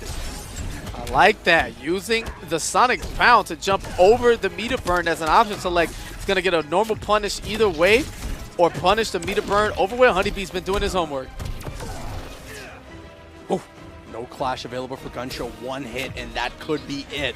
He does have level 3 trade ready though. What he wants to do is definitely connect some sort of a combo, maybe even force Honeybee to clash so that he can still have level 3 trade ready to go. Looking for that Molten Trap. It's not going to work. The overhead will, though, for Honeybee. And Honeybee going to land the lightning kicks and close this game out. Game number 2 going to Honeybee, and right now he is on the road to living up to that name and taking all 4 weeks of this elite circuit in placement #1. This man is just going to hang nothing but W's on the wall. Like, this is kind of... This man, Honeybee, has been on a tear. He's kicked into that super tournament mode that is essentially Season 2 of the IPS, you know, starting here in Canada for all intents and purposes. And he is playing on a level far above the rest of Canada right now. Yeah. And I don't say that, like, jokingly. The man is definitely on point and ready to take it to the rest of the competition in the next upcoming months. Okay, Throw is going to open things up, though, here in game number 3. This is it. Do or die for Gunshow right now. He's got to get away with this victory and hopefully turn things around with the reverse sweep to reset this bracket. All right, and there's a challenge. Everything is just working in his favor as we power our way to the corner. Honeybee. Here's a knockdown setup and a great Nice delay. Oh, using the interactable, it gets away from that meter burn forward 3. I like what Kenny was trying to go for there. All right, more of it. Molten Trap working his way in. There's a Sonic Pound keeping everything safe. Great pace and gets the raw jump in. Gunshow in trouble now. Down to his last health bar, and Northern Arena is quietly coming to the same close it opened with. The Flash wins unless Gunshow can come up with a miracle. This is it. Gunshow is looking on his last lifeline, and Honeybee is looking to close things out. Stop it! Ridiculous. A push block, though, will close out that trait. Let's see Gunshow just looking for anything right now. He's trying to find that opening. Honeybee building so much meter going into that running man stand. And no punish, but instead chases the back dash with the raw jump in. And yeah, background bounce. Yes, gets the connection. Back 3. Entire full combo. Here's the hard knockdown, and this is going to be it. Honeybee now working his way to the corner. Gunshow not even looking to clash. He may be submitting the entirety of Northern Arena to the new champion of Season 2's online circuit so far. Yes, I'm crowning him. Yes, the Speed Force is active, and yes, the outcome has already been determined. Honeybee won 30 seconds ago. Oh my goodness, don't imply or don't put on that commentator's curse there now for Honeybee. Level 3 trade is ready for Gunshow, and he's trying to close out that first health bar to maybe do something that overhead won't work. And Listen, there's a man, lightning kick. Just a raw what is one, understood forward 3, end of the back 3. Game is done. Week 4 done. A full sweep for Honeybee as he is officially the champion of all 4 weeks of the Northern Arena Elite Circuit. Which is just phase 1. Now, Phase 1. the top 8 competitors will head to face at the Expo later in the year for the coveted guaranteed spot into the Injustice Pro Series 2 finals. That's right. Honeybee, definitely the man to beat, definitely the man to fear in Canada.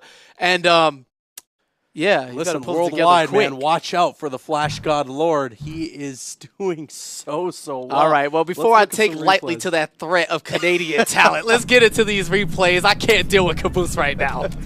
But looking at some replays, I mean, Honeybee is just on another level. These resets, that just raw jump there. Empty jump into Oh my overhead. God. Stop it. That's so next level. And then look, when he shuts things down here with this combo, look at the delay now on this forward 3. I can't. I just can't. Like, he won the Unbelievable. tournament right there. That was it. That was all she wrote.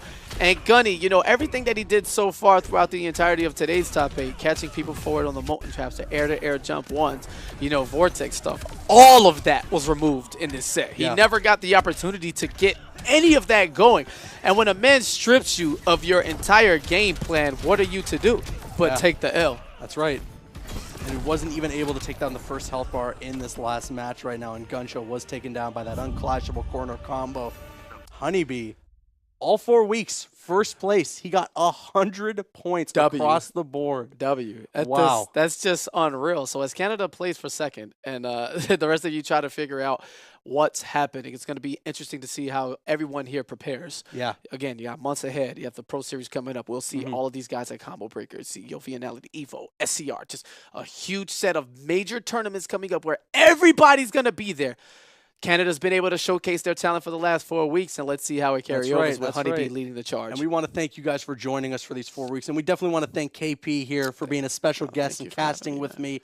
I'm fanboying out right now. This was such an awesome thing to do, and it was so much fun hanging out with my boy KP right now, casting some Injustice too. But as we close things out here at Northern Arena, we're going to kick it to Drew, Camille, and Jackie, talking about everything we've seen here. One last thing. Guys. Happy Mother's Day again to all of you out there, and a special thanks to Mama Honey Hazard or BioB, whatever you want to do. You produce some great kids who are great at this game. But to my mom at home, sorry I can't see Patty LaBelle with you tonight, but have fun. Send me pictures. Let me know how it goes. And happy Mother's Day to everyone out there with us, especially you who support our passion of this gaming. That's right. Happy Mother's Day to all you mothers out there. My mother as well. Thank you. I hope you're watching right now. Mama but Boost. again, thank you for joining us. Let's kick it to Drew, Camille, and Jackie in the studio to talk about all the action that we've seen, and we'll see you guys later. Can we get a broom in here? Because I think that was a sweep. Definitely stole every week. I know. Honeybee, again, of course, Caboose is super happy. You can tell. Yeah, you could tell. Yeah. Jubilation. I know. But you know what? Gunshow really did sweep through there. I was a bit concerned. You were hoping for that to happen, for Gunshow to actually beat B. Well, because I am all about narratives in the FGC, and I mean a 4-0, 3-0 sweep is not exciting, but that's okay because we still have Fan Expo. Yes. To dethrone this Flash God Lord. Should we do the thing? Okay. We planned this just in case. Okay, let's do it. Here we go. Flash God Lord. Okay, that's enough of that. But we have the top 8, and it's going to be good because it's all going down live at Fan Expo the weekend of August 30th in Toronto, where they're competing for a piece of the $10,000 prize pool, and of course that spot in the Pro Series for $100,000 US dollars. That moolah. Well, I can't wait. There's a lot at stake. Yeah, absolutely. A lot. And it's exciting because, I mean, if you look here, live finals at Fan Expo in Toronto, first place will walk away with a cool $5,000. Exactly. Is it going to be Honeybee? Hayate will wake up and take it. Don't worry about it. And then the Pro Series Grand Finals. I still believe in you, Bao. Brought to you by Samsung. It's happening. You're really committed to Hayate. I'm committed to Montreal, okay? I'm committed to Montreal. Okay, well, I'm rooting for Bai. A lot could change with the game, a lot could change with the players, but Honeybee is still going to be on YouTube, so that probably won't change. And remember, you can always tweet us at Northern Arena and follow our Instagram where we got some behind-the-scenes action and a lot of cool stuff happening, northern.arena. Guys, it was so much fun. I know. What a beautiful way to spend Mother's Day, punching each other. That we got Katana Prime in. Like, he was just Skyping in last week, and then he's actually flown in here to Toronto in our beautiful Northern Arena studio. Like, that's so exciting, especially because for this kind of final, you want to have sort of a scientist doing the commentary and really kind of unpacking what's going on the screen. Yeah, I kind of want to see you, Caboose, and KP together. Yeah. I don't know how that will happen. A menage a trois for commentary. Oh, how about you, Drew? I mean, besides KP, obviously, I'm just seeing the excellent competition throughout the 4 weeks. Everybody actually started developing, catching up, and like just trying to take a piece of the Honeybee, but I guess Tim took it. I know, Tim took it. And also, I like the fact, this is some behind the scenes info, KP is pretty popular with the Toronto ladies getting looks when he came through the airport. He's a beautiful man. He's a beautiful man. So I love all the behind the scenes action, which of course, like I said, you can check on our social media. I'm really excited for this one, and I can't wait for our live finals. I'm just gonna be crawling in a corner, just like putting my prayers for Honeybee to win, and hopefully that'll happen. I'm taking that shrine down. Oh, okay. I'm coming in with a hammer, babe. Oh, okay. Yeah. I don't know. I just want Hayate. Come on, we got this. Don't worry. I'm not. Listen, when he plays in tournament, it's live. It's different than this online stuff. Okay, he's ready. He's prepared. Oh gosh. Okay. Oh right. Well, enough of that. Because I think that's it. That's actually all of our time. Boo-hoo. Till next time, which is going to be live, where you'll see our faces up close and personal at the Toronto Finals. Thanks, guys, for tuning in so much, and we'll see you next time.